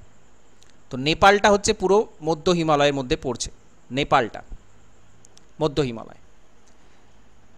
আর নেপালের ডান দিকে এখানে সিঙ্গলীলা পর্বতশ্রেণী থেকে একদম অরুণাচল প্রদেশের নামচা বারোয়া পর্যন্ত এটা হচ্ছে পূর্ব হিমালয়।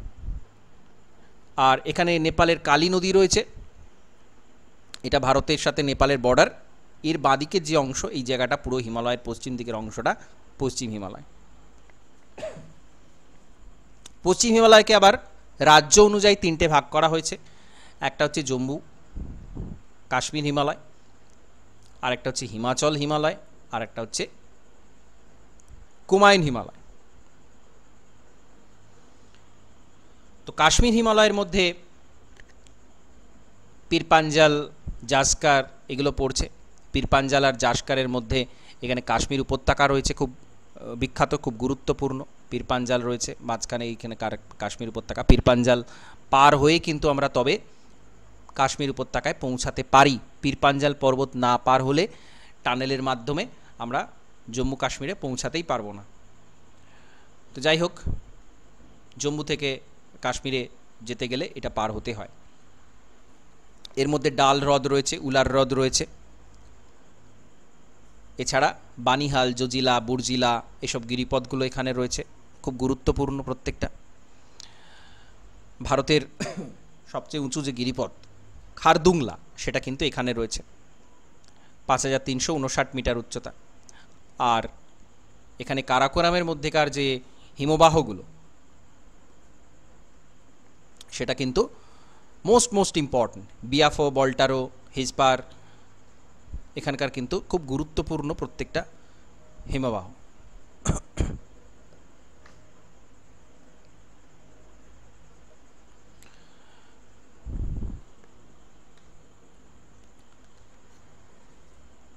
সিয়াচেনটা গুরুত্বপূর্ণ। সিয়াচেনের দৈর্ঘ্য কত?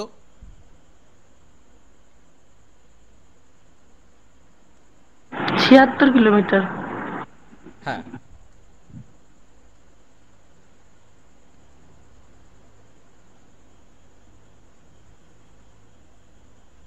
76 কিলোমিটার সিয়াচেন। কোন উপত্যকায় রয়েছে?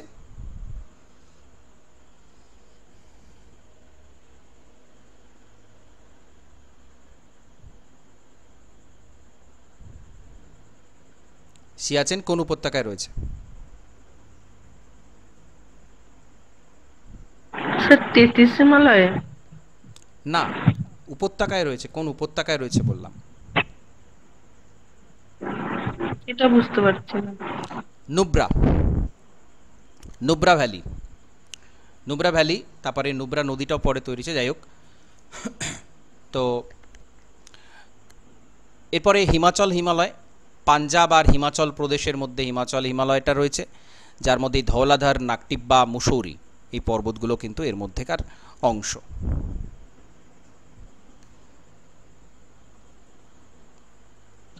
স্যার সিয়াচেন হিমবাহ তো কারাকোরামের মধ্যে পড়ছে নাকি? হ্যাঁ অবশ্যই কারাকোরামের মধ্যে পড়ছে। সিয়াচেনটা কারাকোরামের মধ্যে পড়ছে, যেটা এখানে পড়লাম। কিন্তু এটা আমরা যদি কোন হিমালয় বলি সেটা অবশ্যই কাশ্মীর হিমালয়, কারণ পশ্চিম দিকে এখানে কাশ্মীর হিমালয়ের মধ্যে সেটা অংশ। আর তারপরে চলে আসছে কুমায়ুন হিমালয়। কুমায়ুন হিমালয়, যেটার গড় উচ্চতা 6000 মিটারেরও বেশি, খুব উঁচু অংশ, এবং এটা পুরোটাই কিন্তু উত্তরাখণ্ড রাজ্যের মধ্যে পড়ছে। উত্তরাখণ্ড রাজ্যের মধ্যে পড়ছে। নন্দা দেবী, ত্রিশূল, কেদারনাথ এই শৃঙ্গগুলো এর মধ্যে অবস্থিত। দুন উপত্যকা এখানে রয়েছে। এখানে যে উপত্যকা, দুন উপত্যকা বলা হয়।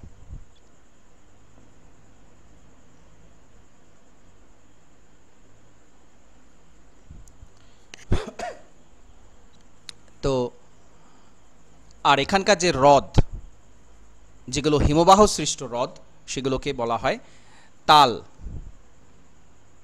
তাল, ভীমতাল, নৈনিতাল, সাততাল, পুনতাল, এগুলো হচ্ছে এক একটা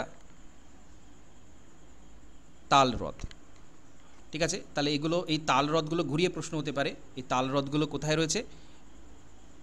তাহলে এটা কিন্তু কুমায়ুন হিমালয়ের অন্তর্গত। আমরা জানি এটা উত্তরাখণ্ড রাজ্যের মধ্যে পড়ছে, কিন্তু এটা কুমায়ুন হিমালয়ের মধ্যেও পড়ছে।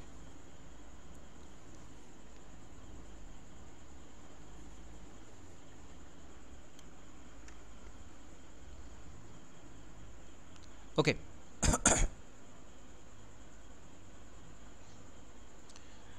আচ্ছা, এবার মধ্য হিমালয়, সেন্ট্রাল হিমালয়। এখানেও কিন্তু আমাদের কিছুটা মনে রাখতে হবে, যদিও এটা নেপালের মধ্যেকার অংশ। তো কোন কোন শৃঙ্গ রয়েছে আর একটু সিকোয়েন্সটা মনে রাখার চেষ্টা করবেন, বলা যায় না, যে কোনোভাবে সাজাতে দেয়া হতে পারে। তো ধবলগিরি, অন্নপূর্ণা, মানসালু, গণেশ, সিসাপাংমা, গৌরীশঙ্কর, চয়ু, এভারেস্ট, মাকালু, এবং আরেকটু দূরে কাঞ্চনজঙ্ঘা। তো এভারেস্টের পাশে এই দুটো অংশ রয়েছে, এটা কিন্তু মনে রাখবেন।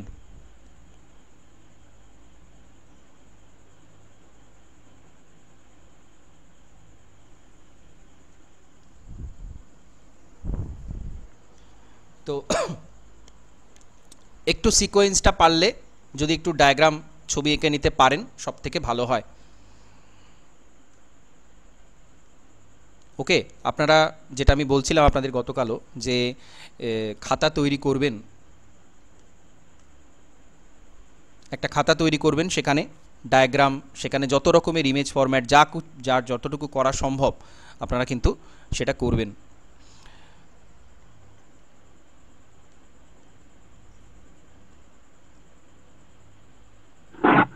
স্যার, হ্যাঁ বলুন। কাঞ্চনজঙ্ঘা পর্বতশ্রেণীকে তো ভারতের মধ্যে সম্পূর্ণটা ভারতে বলছে, কিন্তু এখানে তো নেপালেও অনেকটা দেখা যাচ্ছে। নেপালের বর্ডার পর্যন্ত, অবশ্যই ভারতে, অবশ্যই ভারতে। ঠিক আছে, সিকিমে নেপালে সীমান্তের মধ্যে পড়ছে। আর সম্পূর্ণ ভারতের মধ্যে পর্বতশৃঙ্গ কোনটি? এটা হলে কি কাঞ্চনজঙ্ঘা হবে না তখন অন্যটা? হ্যাঁ, কাঞ্চনজঙ্ঘা, কাঞ্চনজঙ্ঘা, অবশ্যই কাঞ্চনজঙ্ঘা।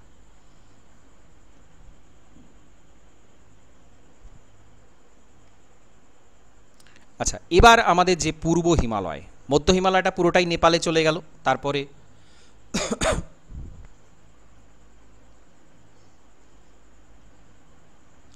তো পূর্ব হিমালয়ে শুরু হচ্ছে কোথায়? এখানে সিঙ্গলীলা পর্বত, সিঙ্গলীলা পর্বতটাই হচ্ছে সীমানা।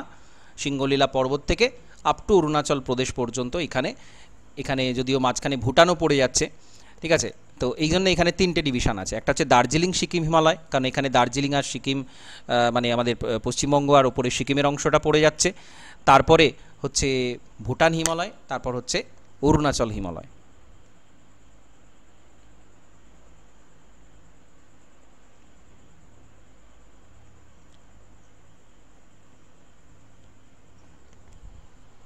তো দার্জিলিং সিকিম হিমালয়, এখানে কাঞ্চনজঙ্ঘা এর মধ্যে চলে আসছে 5898 মিটার।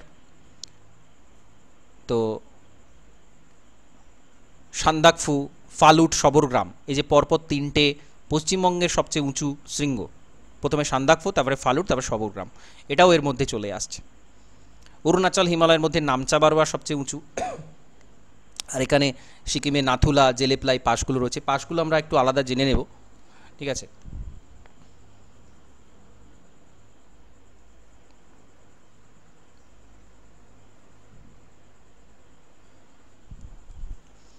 কারাকোরামের ক্ষেত্রে কারাকোরাম মোটামুটি 400 কিলোমিটার দৈর্ঘ্য,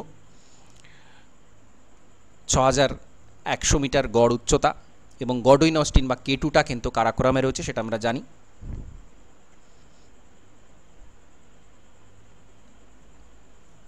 লাদাখ কারাকোরাম জাস্কারের মাঝে রয়েছে। ভারতের সবচেয়ে উঁচু মালভূমি লাদাখ এর উত্তরের দিকে রয়েছে। আর সিয়াচেনটা এখানে হবে না, সিয়াচেনটা কারাকোরামের মধ্যে। এটা খুব ভালো করে এই ম্যাপ স্টাডি করতে হবে। এখানে এই ম্যাপগুলো এখানে এই জন্য রেখেছি, খুব ভালো করে এখানে স্টাডি করবেন। মিসমি পাহাড়, পাটকই, নাগা, মিকির, বরেল, মণিপুর, লুসাই, এগুলো কিন্তু এখানে রয়েছে। গারো খাসি জয়ন্তী একটা সহজ হলে জিজ্ঞাসা করবে কোথায় রয়েছে, মেঘালয় কি সিকোয়েন্স, কোথায় কি রয়েছে।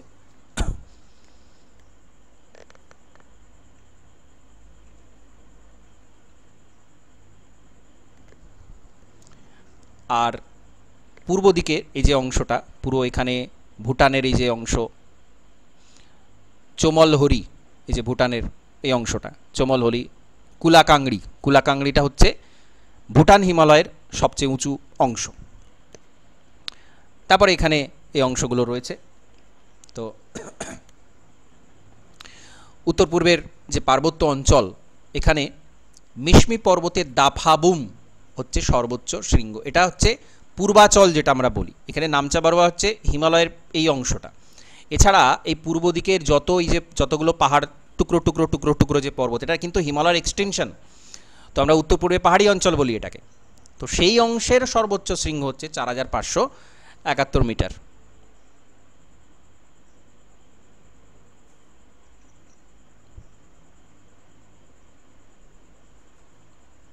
ওকে, এটা মনে রাখবেন। মণিপুরের ইম্ফল উপত্যকা রয়েছে, যেখানে লোকটাক হ্রদ, যেটা একটা গুরুত্বপূর্ণ অংশ। মেঘালয় মালভূমি, মেঘালয় মালভূমি কিন্তু এগেইন খুব গুরুত্বপূর্ণ। এটা একটা ব্যবচ্ছিন্ন মালভূমি, যেটা ছোটনাগপুর মালভূমি থেকে বিচ্ছিন্ন হয়ে গিয়ে প্রায় সমপ্রায় ভূমিতে পরিণত হয়েছে, যেটা 600 থেকে 2000 মিটার উচ্চতা সম্পন্ন। গারো পাহাড়ের সর্বোচ্চ অংশ হচ্ছে নকরেক। খাসি পাহাড়ের লুম শিলং, সমস্ত মেঘালয় মালভূমির সর্বোচ্চ অংশ শিলং। তো 1961 মিটার এই উচ্চতারাও কিন্তু এখানে মনে রাখবেন। জয়ন্তিয়া পাহাড় রয়েছে, আর শিলং মালভূমির দক্ষিণে রয়েছে চেরা মালভূমি, যেখানে চুনা পাথরের যে অংশগুলো, ভূমিরূপগুলো দেখতে পাওয়া যায়। স্যার 1961 মিটার, ওটা কার উচ্চতা বললেন? এটা শিলং, শিলং মালভূমি। শিলং মালভূমি, হ্যাঁ শিলং, শিলংয়ের সর্বোচ্চ উঁচু, এবং মেঘালয় মালভূমিরও সব থেকে উঁচু হচ্ছে এই জায়গাটা। ঠিক আছে, এখানে কিন্তু আবারও বলছি ম্যাপ স্টাডি, ম্যাপ স্টাডি ছাড়া কিন্তু এখানে মনে রাখা সম্ভব নয়।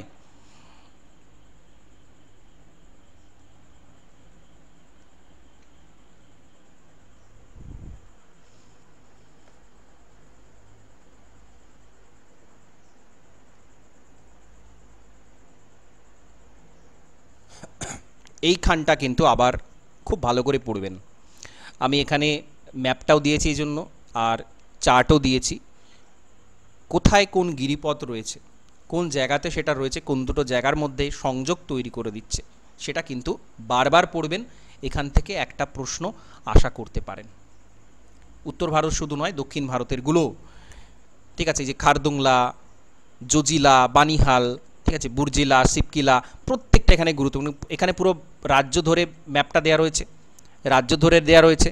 আর তার সাথে এই যে পালঘাট, তামিলনাড়ু আর কেরালার মাঝখানে, থলঘাট মুম্বাই আর নাসিকের মধ্যে, ভোরঘাট মুম্বাই পুনের মধ্যে, গোরানঘাট মাউন্ট আবু দক্ষিণ দিকে উদয়পুর শহরে, হলদিঘাট হচ্ছে আরাবল্লী পর্বতে।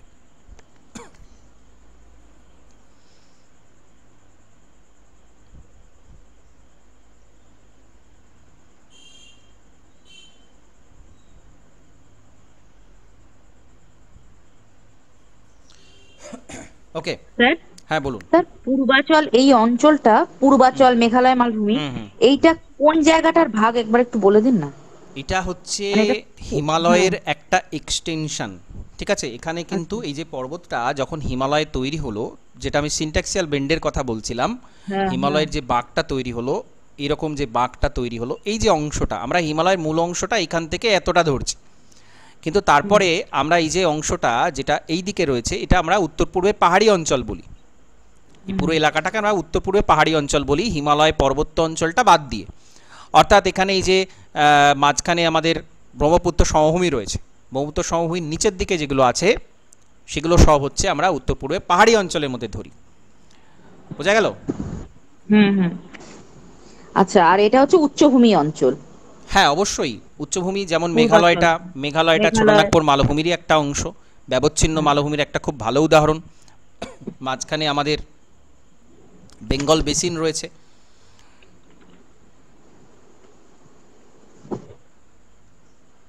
ঠিক আছে, বেঙ্গল বেসিন আমাদের গঙ্গার সমভূমির ক্ষয়কাজ সঞ্চয় কাজের ফলে সেটা তৈরি হয়েছে। তো এটা উত্তর পূর্বের অংশটা হলো। এবার আমি যেটা বলছি, এই যে পেজটা রয়েছে, এই পেজে কোনো কিছু বাদ দেবেন না, কোনো কিছু বাদ দেবেন না, ঠিক আছে। এখানে কোথায় কি পাস রয়েছে দেখানো আছে। এখানে যেমন হিমাচল প্রদেশ, এখানে শিবকিলা দিয়ে শতদ্রু প্রবেশ করেছে। তারপরে এখানে এই যে মানা পাস, নীতি পাস, লিপু লেক, এগুলো দিয়ে কিন্তু কৈলাস মানস সরোবর যাত্রার জন্য এইগুলো ব্যবহার করা হয়। ঘুরিয়ে প্রশ্ন হতে পারে। আবার নাথুলা, জেলেপলা, সিকিমের মোস্ট ইম্পর্টেন্ট দুটো পাস, বারবার জিজ্ঞাসা করা হয়। ভুটান এখানে চুম্বি উপত্যকার সাথে এগুলো কানেকশন তৈরি করেছে, ঠিক আছে, প্রত্যেকটা এখানে ইম্পর্টেন্ট। আচ্ছা, সমভূমি অঞ্চলের মধ্যে খুব বেশি কিছু নেই, কিন্তু কিছু টার্ম আছে, কিছু টার্মিনোলজি আছে যেটা আমাদের জানতে হবে। প্রথমে আমরা জানি এটা প্রায় 7.8 লক্ষ বর্গ কিলোমিটার। আমাদের পুরো সারা ভারতবর্ষের যে যতগুলো ভূমিরূপ আছে তার মধ্যে সমভূমির পার্সেন্টেজটাই সবথেকে বেশি, সমভূমির পরিমাণটাই সবথেকে বেশি। তো আমাদের উত্তরের যে বৃহৎ সমভূমি অঞ্চল, যদিও রাজস্থান সমভূমিটাও আমরা অনেকের মধ্যে ধরা হয়, যেটা আমরা আলাদা জানব। তো সমভূমির ক্ষেত্রে গুরুত্বপূর্ণ হিমালয় পাদদেশটা শেষ হচ্ছে, তারপরে যে পাথুরে অংশ, হিমালয়ের পাদদেশের যে পাথুরে অংশ, সেটার নাম কি? নুড়ি কাঁকরপূর্ণ এলাকা, ভাবর। এটা হচ্ছে ভাবর। ভাবর। তারপরে আমরা বলতে পারি ভাঙ্গার বা পুরাতন পলি, ভাঙ্গার,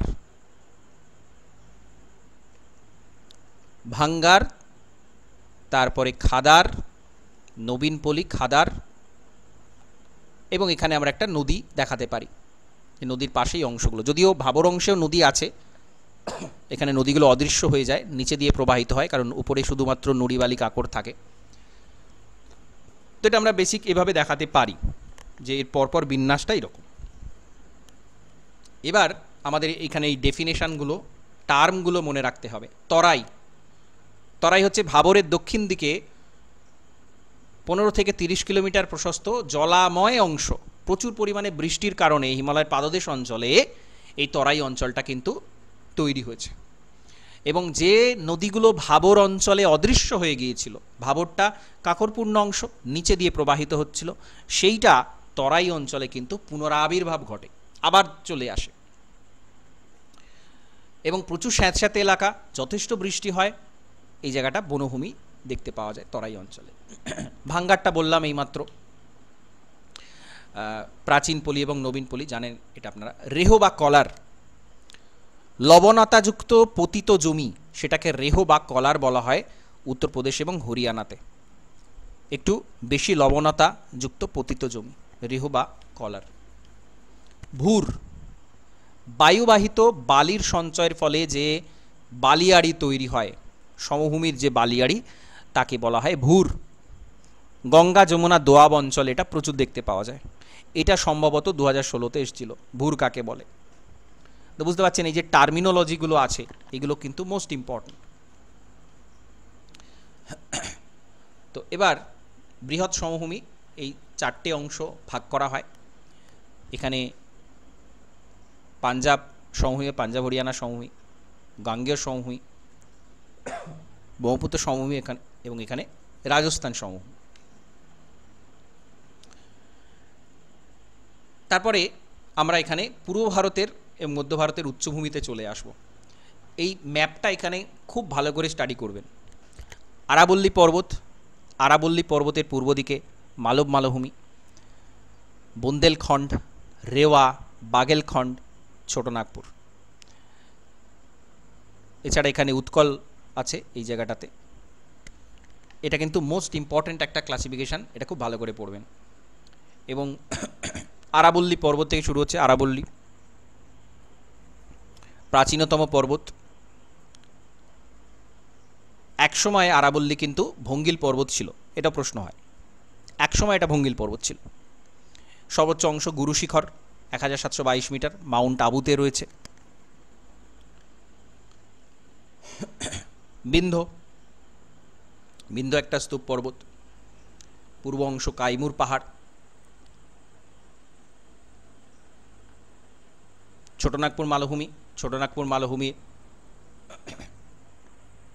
রাঁচির যে অংশটার গড় উচ্চতা সবচেয়ে বেশি, সেটাকে প্যাট অঞ্চল বলে, প্যাট। তো প্যাট অঞ্চল কোথায় দেখা যায়?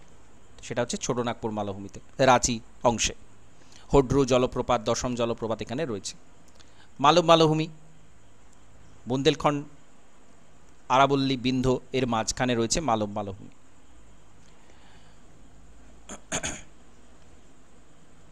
এই ম্যাপটা খুব ভালো করে স্টাডি করতে হবে। হ্যাঁ বলুন স্যার। বুন্দেলখণ্ড আর বাঘেলখণ্ড এই দুটো যদি একটু বলে দিতেন। এইটা হচ্ছে বুন্দেলখণ্ড, মালব মালভূমির পরে, আর তার একটু নিচের দিকে রেয়া মালভূমি পার করে বাঘেলখণ্ড। ঠিক আছে, আসছি ওটাতে আরও।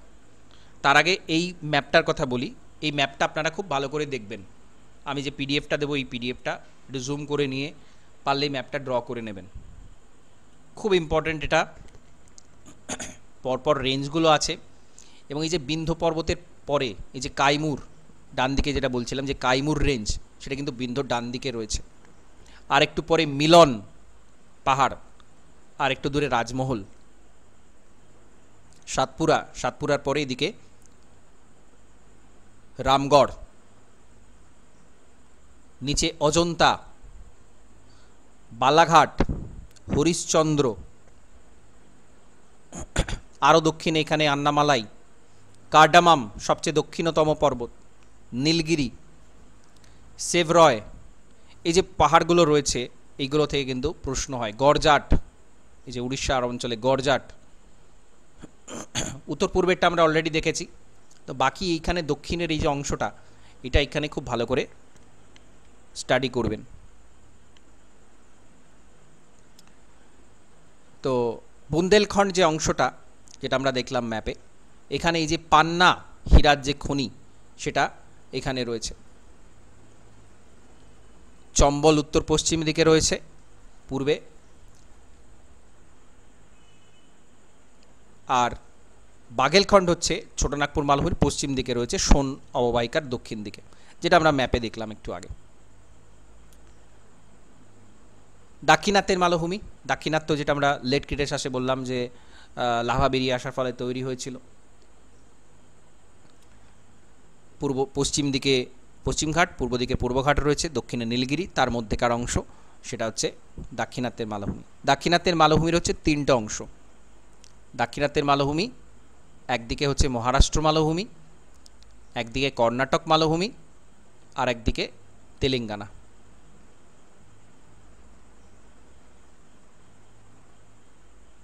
আর এটা তেলেঙ্গানা। কর্ণাটক মালভূমির দুটো অংশ, একটা হচ্ছে মালনাদ তরঙ্গায়িত অংশ, আর একটা হচ্ছে ময়দান যেটা কিছুটা সমতল। এখানে এই ডেকান প্লেটও দেখলেই বুঝতে পারবেন এগুলো মহারাষ্ট্র, ময়দান, মালনাদ এই জায়গাটা দেখানো আছে।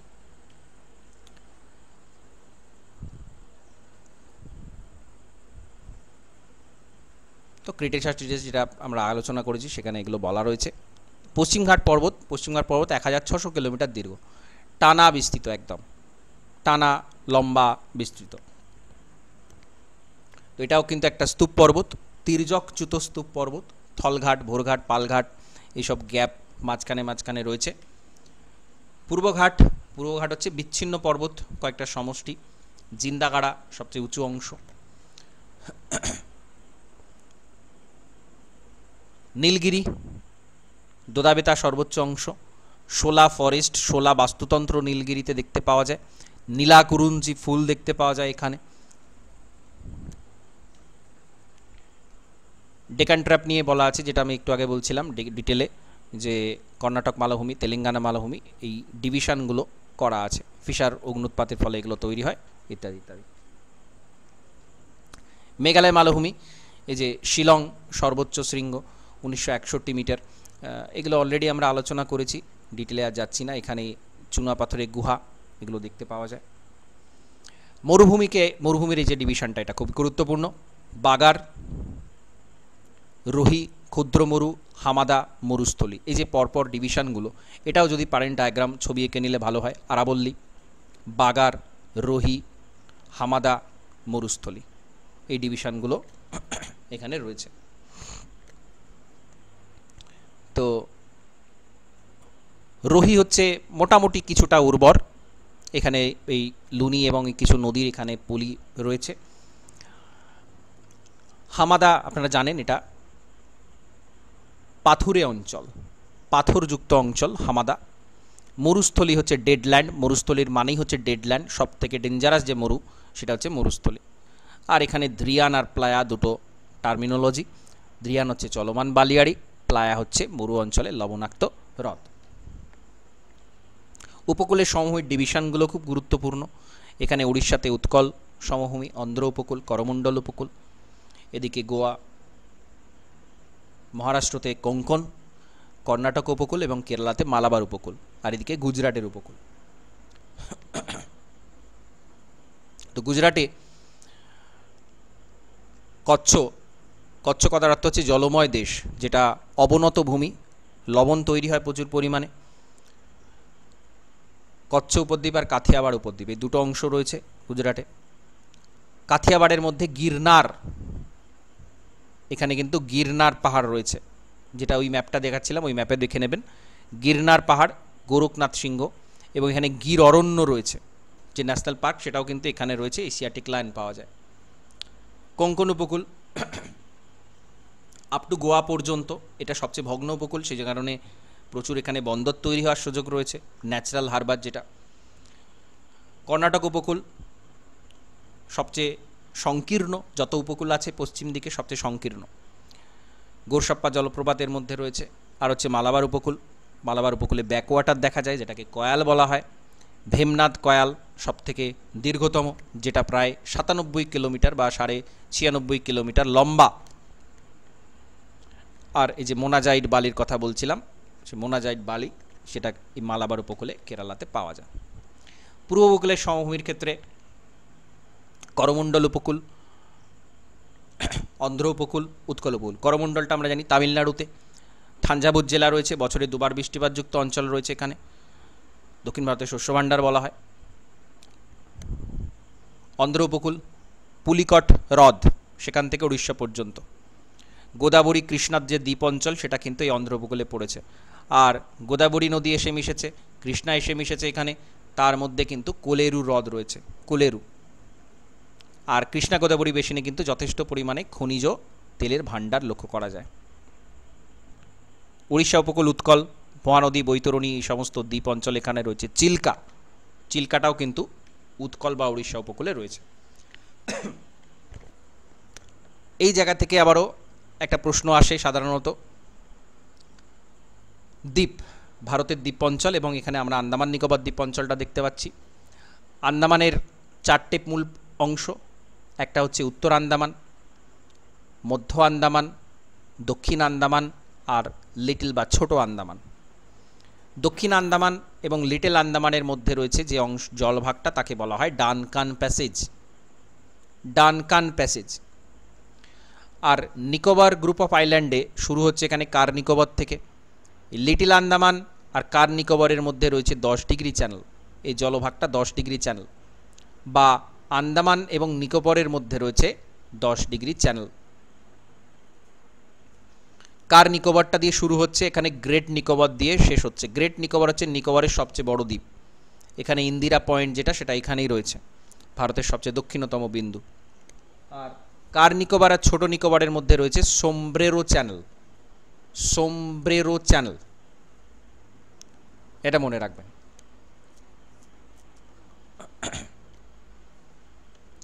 স্যাডল পিক, যেটা আন্দামানের সবথেকে উঁচু শৃঙ্গ, স্যাডল পিক, স্যাডল পিকটা কিন্তু এখানে উত্তর আন্দামানে রয়েছে।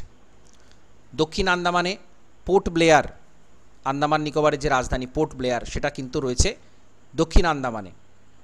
আর ব্যারেন এবং নারকোন্ডাম, ব্যারেন হচ্ছে সক্রিয় আগ্নেয়গিরি, নারকোন্ডাম মৃত আগ্নেয়গিরি, এটিগুলো কিন্তু আন্দামান নিকোবরের দ্বীপপুঞ্জের ঠিক উত্তর পূর্ব দিকে অবস্থিত। এখান থেকে অজস্র এরকম ধরনের প্রশ্ন হয় লোকেশন দেখে, তো সেগুলো কিন্তু মনে রাখতে হবে। আর উত্তর দিকে রয়েছে কোকো চ্যানেল, আন্দামানের উত্তর দিকে রয়েছে কোকো চ্যানেল, দক্ষিণ দিকে রয়েছে গ্রেট চ্যানেল। ঠিক আছে, তাহলে এটা হলো লাক্ষাদ্বীপ। লাক্ষাদ্বীপটাও গুরুত্বপূর্ণ। মিনিকয় আর মালদ্বীপ, লাক্ষাদ্বীপের সবচেয়ে নিচে এখানে মিনিকয় রয়েছে, তার নিচে মালদ্বীপ দেশ, তার মধ্যে রয়েছে 8 ডিগ্রি চ্যানেল। আর কাভারাত্তি আর মিনিকয়ের মধ্যে রয়েছে 9 ডিগ্রি চ্যানেল। এইগুলো থেকে এখানে প্রশ্ন হয়। আর আন্দামান নিকোবর দ্বীপপুঞ্জটা হচ্ছে একটা আগ্নেয় দ্বীপ, লাক্ষাদ্বীপটা হচ্ছে একটা প্রবাল দ্বীপ। তো এভাবে আমাদের পুরো ভারতের যে ভূপ্রকৃতি সেটা কিন্তু ডিটেলে পড়তে হবে।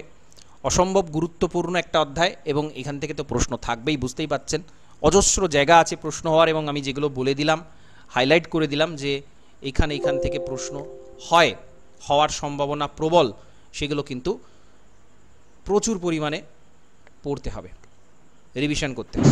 লাক্ষাদ্বীপটা হচ্ছে প্রবাল দ্বীপ, আর আন্দামানটা আগ্নেয় দ্বীপ। ঠিক আছে, হ্যাঁ, আন্দামানে প্রবাল দ্বীপ আছে কিন্তু খুব সামান্য, কিন্তু মূল উৎসটা হচ্ছে অগ্নুৎপাত আন্দামান, আর লাক্ষাদ্বীপটা পুরোটাই প্রবাল দ্বীপ। ঠিক আছে, তো ওভারঅল এই টপিকটা, হ্যাঁ, আন্দামান নিকোবরটা তো ভঙ্গিল পর্বতেরই একটা অংশ দিয়ে গঠিত হয়েছে না? ভঙ্গিল পর্বত না, এখানে ভঙ্গিল পর্বত তো আসছে না, মানে হিমালয়ের যে টুকরো টুকরো অংশগুলো, যেটা সেটা এক্সটেনশন বলা যায়, কিন্তু এগুলো অ্যাকচুয়ালি আন্দামান নিকোবর আগ্নেয় দ্বীপ, অগ্নুৎপাতের ফলে তৈরি হয়েছে। ঠিক আছে, এই যে ব্যারেনের এখনো সক্রিয়তা দেখা যাচ্ছে বা ইত্যাদি, এটা কিন্তু অগ্নুৎপাতের ফলে তৈরি হয়েছে, মূল এর সোর্সটা হচ্ছে অগ্নুৎপাত। ঠিক আছে, হ্যাঁ স্যার, ব্যারেন নারকোন্ডাম দুটোই তো আগ্নেয় দ্বীপ, দুটোই আগ্নেয় পর্বত, কিন্তু নারকোন্ডামটা হচ্ছে মৃত, ব্যারেনটা কিন্তু সক্রিয়। ব্যারেন মাঝে মধ্যেই, সম্ভবত 2009 সালে লাস্ট ব্যারেনে অগ্নুদ্গম দেখা গিয়েছিল। ঠিক আছে, এবং কোনটায় পজিশন আমি যে এখানে দেখালাম, এই দেখানোর কারণ হচ্ছে এগুলো থেকে কিন্তু ডাইরেক্ট কোশ্চেন হয়, কোনটা কি পজিশন আছে। ঠিক আছে, এটা কিন্তু ম্যাপ স্টাডি ছাড়া মনে রাখা সম্ভব নয়, মনে রাখতে পারবেন না যদি না ম্যাপ দেখেন বারবার।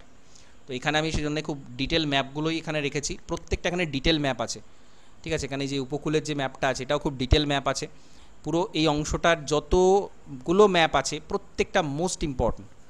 এবং এই যেটা আমি বলছিলাম এখানে গির পাহাড়, গিরনার, গির রেঞ্জ, সেটা কিন্তু এখানে রয়েছে, কাথিয়াবাড় উপদ্বীপে রয়েছে, ঠিক আছে। তো প্রত্যেকটা ম্যাপ এখানে খুব ভালো করে স্টাডি করবেন, এই জায়গাটা মনে রাখার জন্য এটাই সবথেকে বেস্ট উপায়, ঠিক আছে। তো আজকের ক্লাসটা এখানে কমপ্লিট করছি। নমস্কার, ধন্যবাদ।